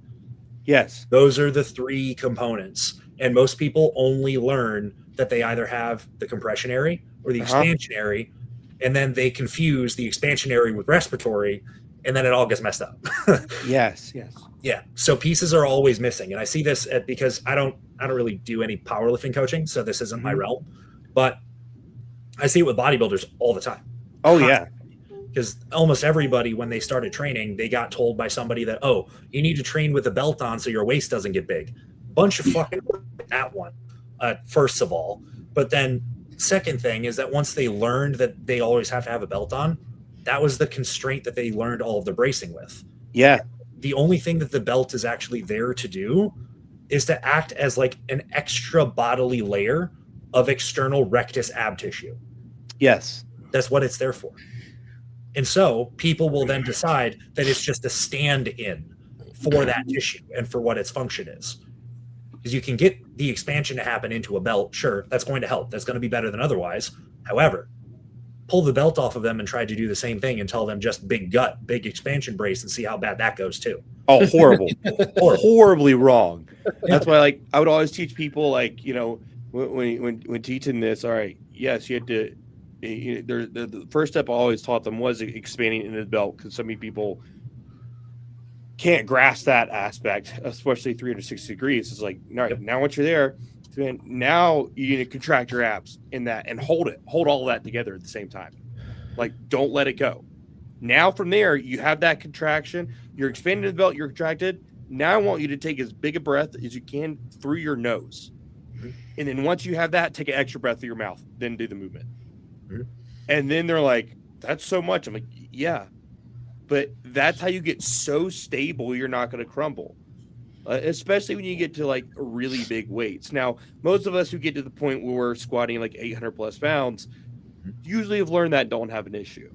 But you know, you have so many lifters that are sitting there trying to squat, and you know, they'll get in the bottom and just cave over and not know how they're doing. They're like, I just don't understand. I'm like, well, there's a lot more than just squatting down and coming back up with it. You know, squat, if you're like powerlifting specific, if you're doing a squat, it's honestly a full body movement. Like your back has to be tight. Like you had to be able to sit here and be able to flex your back and be able to actually contract like your QL and stuff at the same time. Like you could be able to contract that before doing anything else. Your back's got to be tight. So you're so stable when you go up and down. And even that transfers very well into bodybuilding. If you can be able to do that while moving as well, and you're more stable throughout the entire movement, you're not going to have like injuries. The one thing that pisses me off so fucking much when it comes to bodybuilding, and amateurs and pros alike, because I know a bunch of top pros, people who were on the Olympia stage last year, who will not squat. They will not do a free weight fucking squat. They will only ever squat in a Smith machine because they won't hurt their back, because they don't know how to brace at all. And anytime they do a free weight squat or a free weight deadlift at all, they get themselves hurt. And it's usually their lower back, like around QL or like their SI joints and stuff, because they don't know how to do this. They can't comprehend it. And they're like, oh, I'm just so much stronger at the Smith machine. Well, no shit. You don't have to stabilize at all. You're not stabilizing it a single fucking bit. Of course, you're going to be stronger there. Well, they can also. Meanwhile, anytime I've ever done Smith machine squats, I fuck my back up. I like free weight squatting was the only thing that ever felt right. yeah, I hate Smith machine squatting. No, I hate that fixed up and down path. It's not like that. Yeah. Yep, it constrains your movement options. Yep. Yes, and that's a benefit for some and a drawback for others. But it all depends on like how your body is made up. Like you have to have your limb lengths and stuff had to almost be perfect for that to where it aligns right and to where it works for you, you know? Yeah. Or you make accommodations within how you set up on the machine. Yeah. And then that allows you to get around those issues, either if they've been gained over time or you were born with them. Yeah. Which is usually why people end up getting hurt, because you'll see with the Smith machine, they won't set their feet directly underneath them. That doesn't happen. Yeah. They're going to be out in front of them somewhere to some distance. That's them getting around the issues that is going to have them cave and collapse with a free bar, not necessarily because they can't brace, because they could probably figure that out given a little bit of practice. But the bigger deal is that they're moving around mobility and access problems and coordination issues that they never learned because they could have accommodated for it on every other piece of equipment they've done for a decade. Yeah. So when you get on a leg press, you can change the height of your feet on the platform to reduce how much total travel of the tibia over the ankle there is. You can change the bias for how much you're going to put pressure onto the outside of the foot, onto the heel, onto the forefoot, onto the middle of the foot, on the medial border. You can manipulate that as much as you want. Whether you know you are or you're not, you are. You can do the same thing on hack squats. You can do the same thing on pendulum squats. You can do all that. You do it on a Smith squat. You can't do that on a free bar squat. You only have one option, and it's to align yourself with gravity. Yep. That's it. Yep. Into the bracing thing, I actually when I got to my 800-pound squat myself, beltless is when I did it. I did everything. Yeah, that's fucking nuts, by the way. So my bracing technique was different than yours. My bracing technique was, instead of getting the largest amount of breath in that I could, is I would set myself. I would get my pelvis into anterior tilt a little bit before I set myself. I would cram it underneath me to get posterior tilt to set my base. Okay. Get a big breath of air in, and then I would exhale about 1/3 of it, and then I would stand the bar up, and then I would keep that amount of air in me from that point, because what I needed, because I didn't need the expansion, because the expansion was the unstable aspect of the chain. Okay. Because as soon as there was a difference in respiratory pressure from there, broken. Chain's broken, I get crushed. Instead, it was, how can I create the compressionary portion of this brace to match with the expansion just right, that I can maintain it no matter where I am in breath cycle. That's how I did it. Okay. Yeah, because I could change the tempo of how long. You don't know how long that rep is going to take for you to get it up. Sure. If your preset is like, I need to have this amount of this air, when you get that giant big air extra gulp, as soon as you have to contract harder, because as soon as you get into the bottom, your abs want to contract harder to get you to stay upright as you're going to get bent over.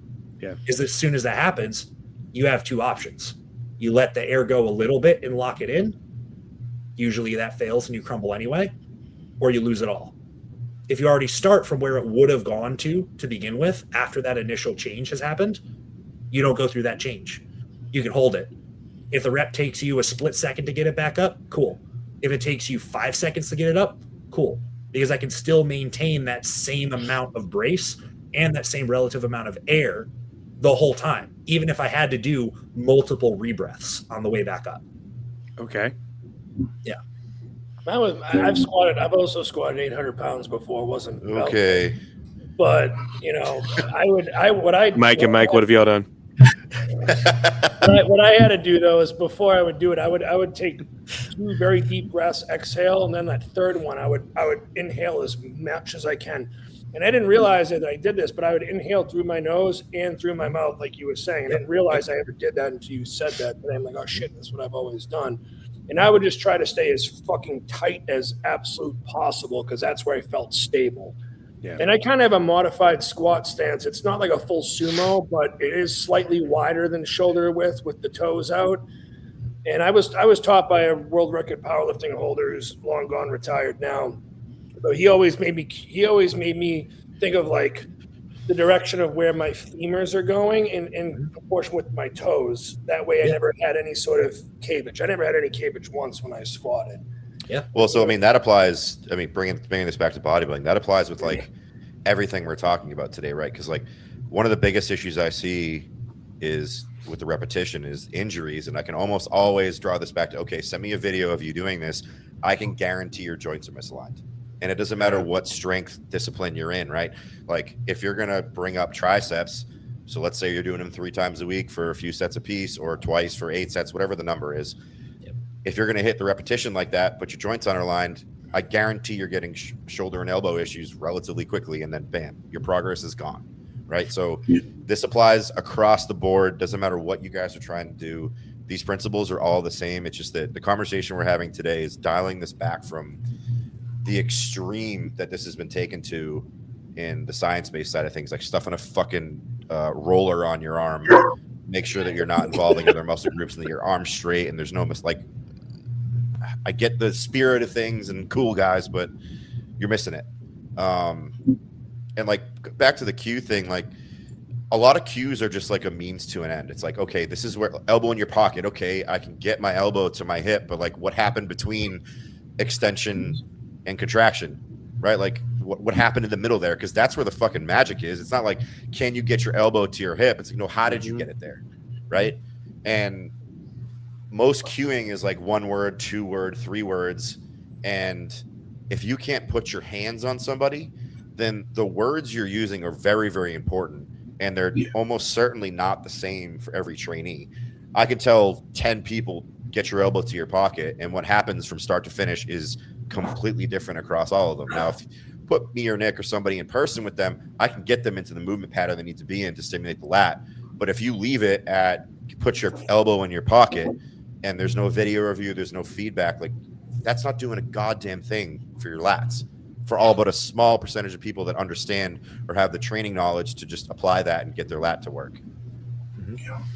Yep. Interesting. And if you're another training coach that has just decided that they're going to get one of mine and Mike's programs and then try to pass it as your own without changing anything, of which I've seen many a time, as people come back to me and like, oh, that format looks familiar to me. These are the things that you will not get from getting it from the person that has now bootlegged it and then has you pay $95 a month for their magical training insights. Yeah, again, like the magic, guys, is not in like what you see on paper. There's a reason this service costs money. There's a reason it takes as much time as it does. If you want a one-time plan for me, I'll write one for you. I can do that for you. But it's not going to be what you get out of the continuous daily, weekly, monthly, yearly feedback you're getting for the dollar you're paying for this service. And, you know, most coaches will write you a training program. Most coaches at least decent coaches, have done this long enough, you know, in the bodybuilding space to put something together that's competent. But what's on paper doesn't get you the results. Like if this is all about paper, like bodybuilding wouldn't be bodybuilding. It'd be the dude that weighs the most and has the lowest body fat percentage would win the show. But that's not how it works, right? Same thing in training. Just because you're doing a unilateral underhand lat pull down, kneeling at the cable machine the same way Nick does them, doesn't mean you're getting the results Nick is getting. And the sooner you can like drop the ego associated with I know how to train, it's like I don't really think you fucking do. And if you could, we probably wouldn't be having this conversation. It's really that simple. Yeah, and there's blindness from every direction is an issue. It's like that's people that will say that they know how to train. There's a lot of different reasons why people will say that. And there's a lot of things that are holding people back, that they may have a lot of the pieces put together, but they don't have one. And I'll say one thing, like Ranson, you had said, you just don't know how to pull yourself back. That is a glaring weakness in your game. Oh yeah, I know that for sure. Yeah, and you do know that. And yeah, I'm 100% aware of it. 100% aware. Yeah, so but that's also a normal thing that happens all the time. And one of the biggest things that having somebody that will actually do that for you is tell you like, hey, like you need to stop.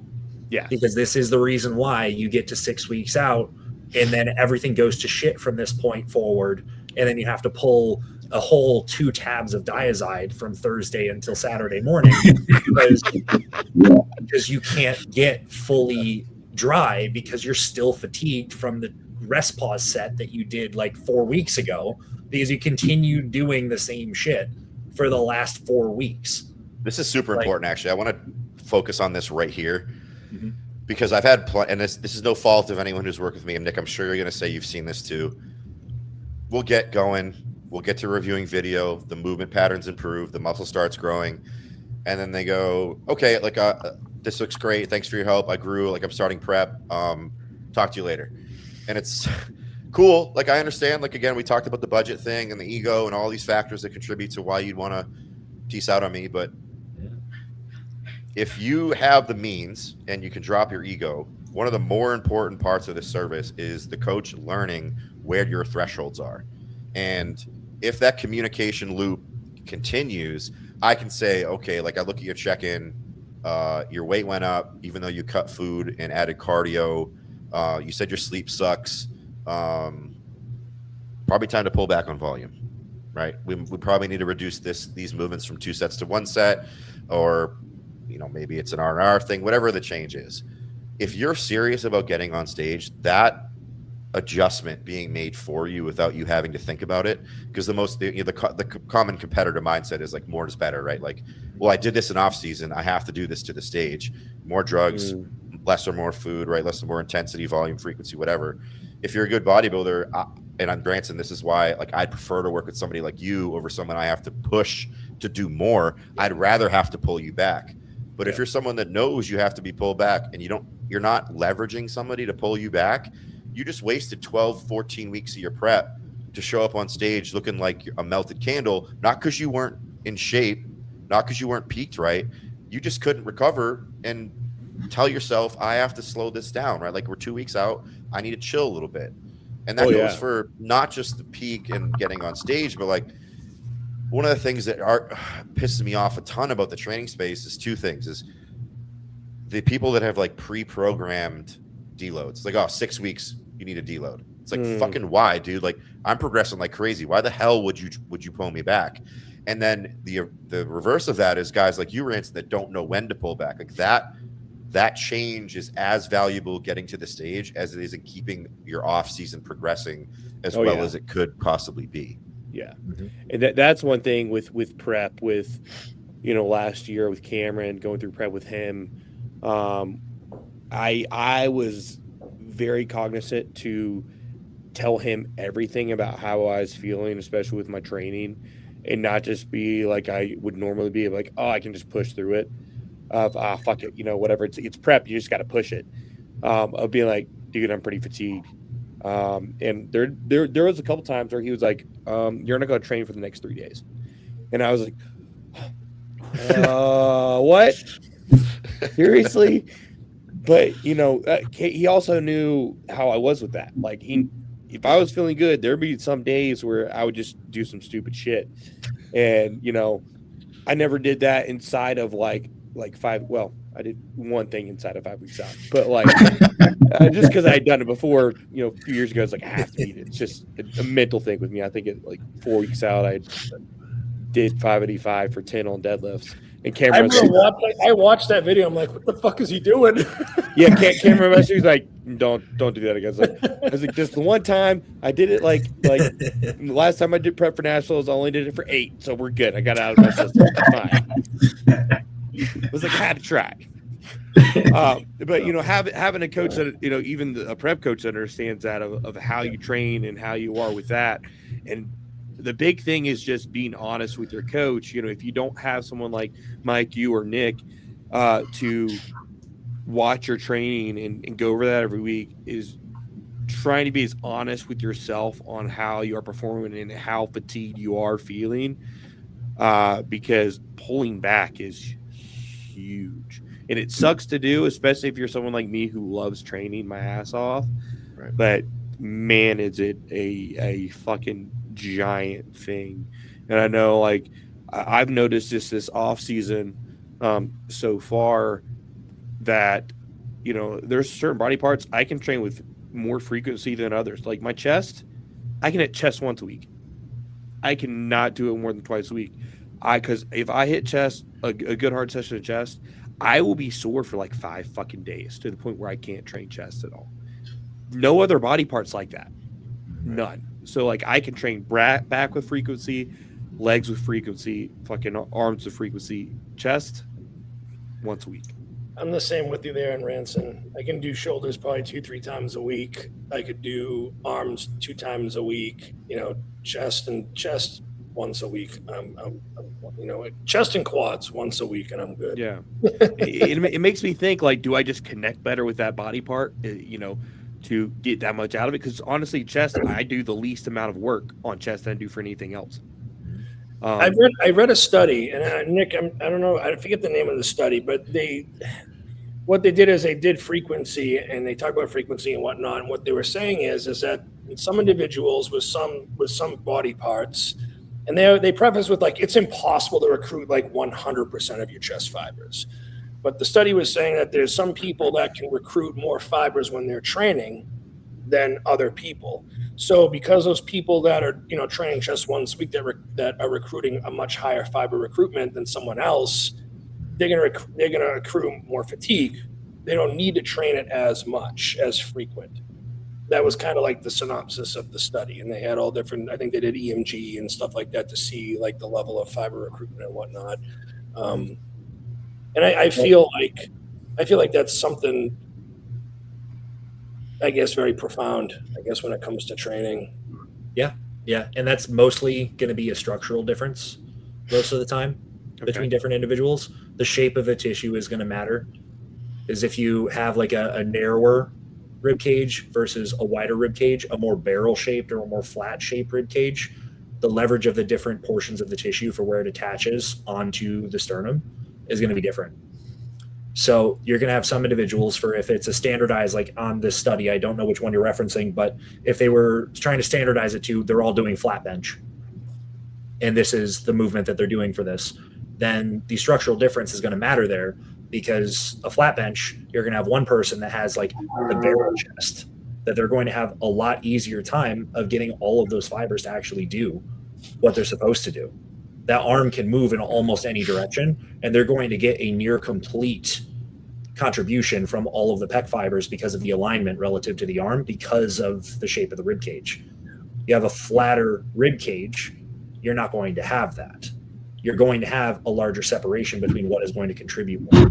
So what about like arm length too? Like someone has got like longer arms versus like someone like myself that has like T-Rex arms. Yep, that would also contribute in a similar way, but more so going to be the fact that, and in the same study, if it was designed this way, they're doing the same movement, it's pretty much cued to them the same way, and they're hitting roughly the same amount of volume, they're just changing the frequency. And they're looking at EMG, and they're giving like subjective soreness scores and stuff like that. Yep. If that's the way that they're running it, then you'll have different arm lengths and different segment lengths that are going to change exactly what portion of tissue is going to do a larger job, because they might have a little bit more tricep biases that are going to come from any time that they bend their arm. Anytime that they go to a certain degree of upper arm extension behind the body, they'll have a greater proportion of elbow flexion that comes with it than the other person. So there's going to be differences in that as well. So yes. Interesting. I don't want to keep you for more than 2 hours. We've been on for a minute. But I would love to have you back on, because I have a million more questions. Yeah, absolutely. You're going to have to start paying me to come on. You might have to. Podcast makes a lot of money, so it's definitely in the budget. Don't worry. All 500 viewers pay very well. Yeah, exactly. I'll come on. 500, I think you put too many zeros on that, man. Yeah. Well, at 2 hours in, probably you're right, Ransom. There's probably two people. Yeah. I do have two questions for you before you go. Sure. Besides you and Mike, that are very intelligent in this realm, who else should people be listening to for training information? And secondly, how do people get in contact with you? And do you do courses or seminars besides just the training?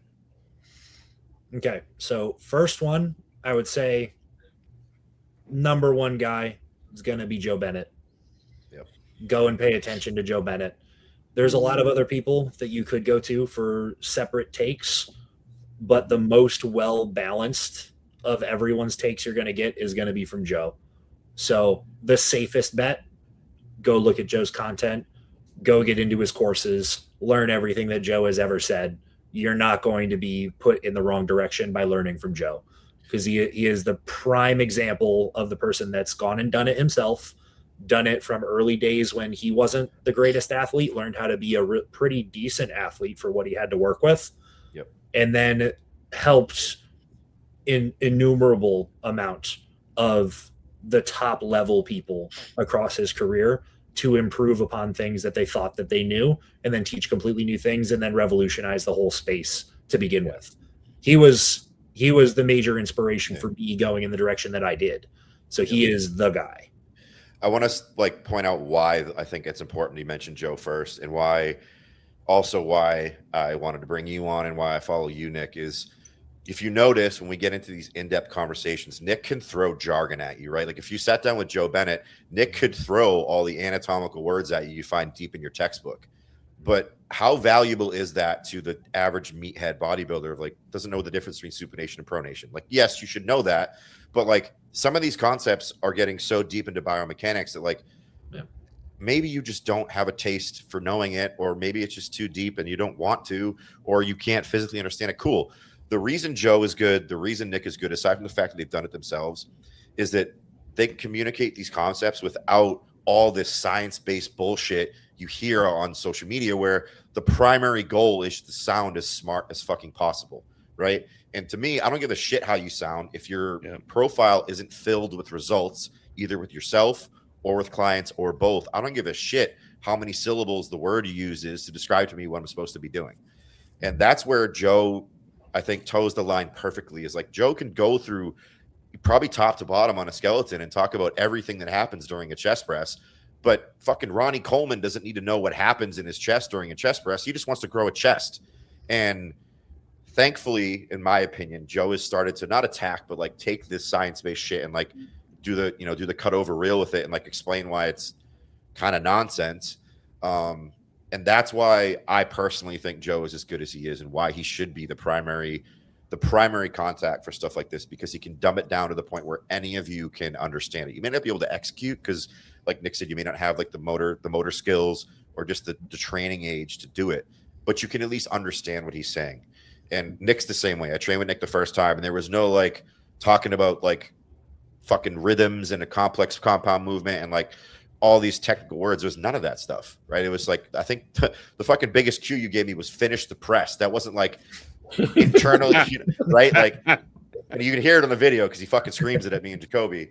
But it wasn't like continue with continue to, whatever the joint's doing, whatever the muscle's doing in any movement. There was none of that. It was finish the press. And I knew what that meant because I'm experienced trainee, right? Like, you guys need to be looking for the people that are producing the results that communicate these ideas simply, not the guys trying to sound like the sharpest tool in the shed, right? Yep. Like that's my spiel on it. Yep. And I would just add on the last point on, and I think I'll leave it at Joe as recommendations specifically, not because there aren't other people that are really good, because there are, and I don't want to take any credit. Your dog really needs your attention. He's fucking needy. I know what it's like, dude. I've got a big American bully that always needs me too.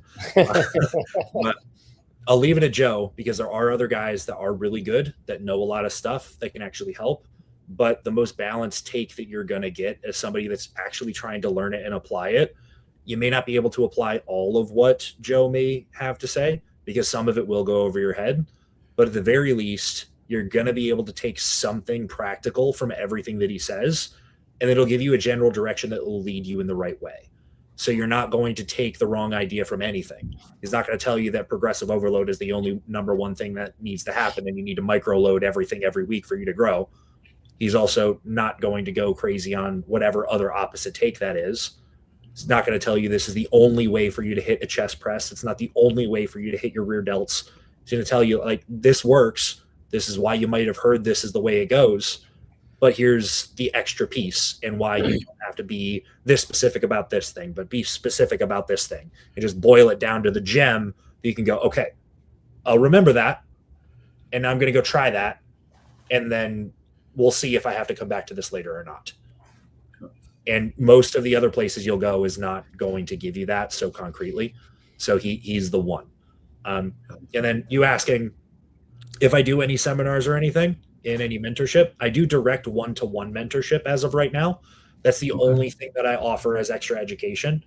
And I'll take the moment because we're already here past 2 hours anyway. We might as well. I do it that way specifically, not because there isn't some value that can be taken from giving full course material, but I've done it in both ways. I've gone and presented in-person seminars. I've done virtual seminars. When I got my start as a coach, I got into a coaching group, which before I was a coach on Camp Jansen, even I was on another one prior to that. And I basically became their education coordinator without really getting paid for that. But I ended up doing like 4 hours of seminar calls every Sunday, teaching written information. And what those turned into was initially there'd be some people super eager to learn and be like, oh my God, this is amazing. I'm super happy to see this. Even the other coaches in there were like, I'm so happy that we can do this. But then it slowly faded and it was just, okay, well, I can collect the slides later and then I can use this as reference material. And that's what all of these things turn into, which in some ways is great. It is.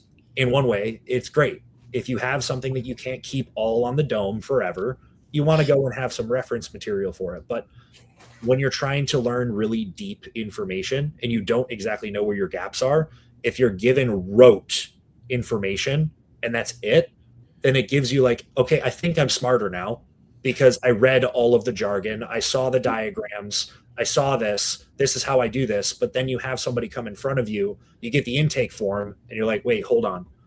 Like, what of those 3,072 different variables I learned applies, and which ones do I use to form this together to help this person? It does no good.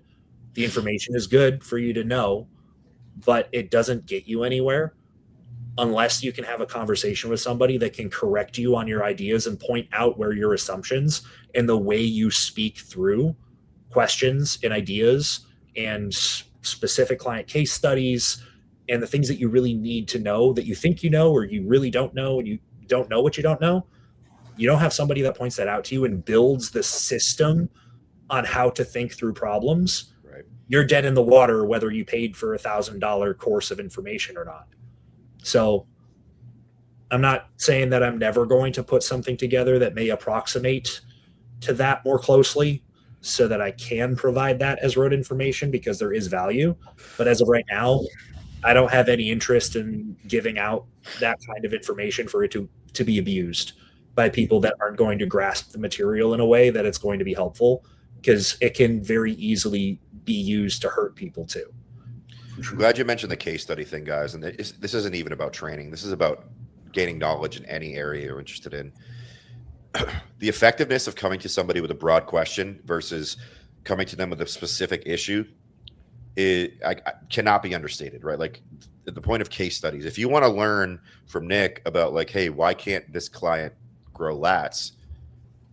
You're better asking that question with an example of somebody who cannot grow lats than to say, why do people have trouble growing lats, right? All of these topics, and it's not just bodybuilding. If you're just engineering, program management, whatever it is you do, the concepts are so vast and so deep that what Nick's talking about with the written material might get you the top layer, and it might make you a better coach, but you're going to encounter these people that should have been case studies for you and go, fuck, now what, right? But if you take someone who has an issue, like in my example, growing lats, Nick will be able to take you from the foundational shit you could have learned on a slide deck down to the grassroots in the gym. How do I fix this? Which for the most part will likely inform you on how to fix similar issues in the future, because the thought process is what you're after. You're not actually after the specific order of actions. You're after a thought process. And this goes for just improving yourself as well, right? Like, I'm perfectly okay if we stop working together. I want most of my clients to graduate from me. But if you do that only after you've gotten the result, but haven't ingrained the thought process that achieved the result, the next time this problem comes up in a different body part or a different portion of your bodybuilding journey, you're going to be stuck in the mud again until you learn to develop a thought process of determining why it's an issue and how to fix it. Yep. Sure. Agreed. So you can find everything from me at my name on Instagram is basically the place that everything is. Just Nick Gloff, NickGloff, as you can see it on the screen, or if you're listening. And then teamgloff.com is my website where I have my applications to work with me and do mentorship and all the rest of it. So anyone that's interested in that, go and apply. I'll talk to you afterwards. One question for you, Nick. What's up, Mike? I said I'll link it in the description below. Oh, perfect. Yeah. One question for you, Nick, because I know this is something you've built out that a lot of people don't have that do this, but it might be useful to a lot. Does your movement library is that still on a subscription basis? Like anyone can access it? Yep.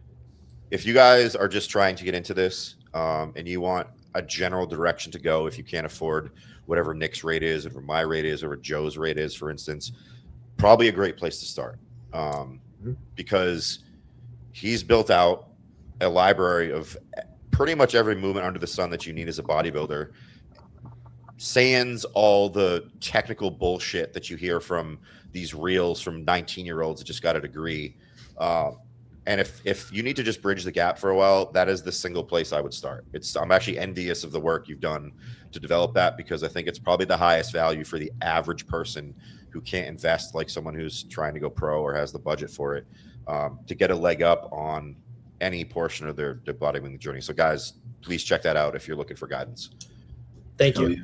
Thank you. I appreciate that. Oh, yeah. Yeah. Once again, Nick, thank you for coming on, taking the time. This was Absolutely. my favorite podcast we've done so far. So this was fucking awesome. I really Yeah, appreciate Nick, it. absolute pleasure, man. Thank you so Yeah. much. Thank you guys. I really appreciate that. That's very nice for me to hear. I haven't done a lot of podcasts in the last couple of years, so you guys are one of, I think, Yeah, you've kind of been a ghost on the internet for the past couple of years. It seems like every time your posts pop up, I'm like, oh, what's he doing this time? What is he putting up some insane numbers that I'm just like so stoked to watch? Yeah, if you get fatigued easily, don't watch any of Nick's training videos. No. Nick will make you feel like the smallest weak person that you've ever known. People would be even more sad to find out I train like twice a week now. But take that for what it is. Well, I appreciate it, Nick. Thanks for coming on, man. Pleasure, Been a brother. pleasure. Thank you, guys. You can send me an invite when you have another topic of conversation you want to have, and we can go from there. Awesome. Awesome. All right. Happy Father's Day to everybody out there. Yeah. Talk to y'all soon. Later, All right. fellas. Bye, Good guys. night, bud. Thank you.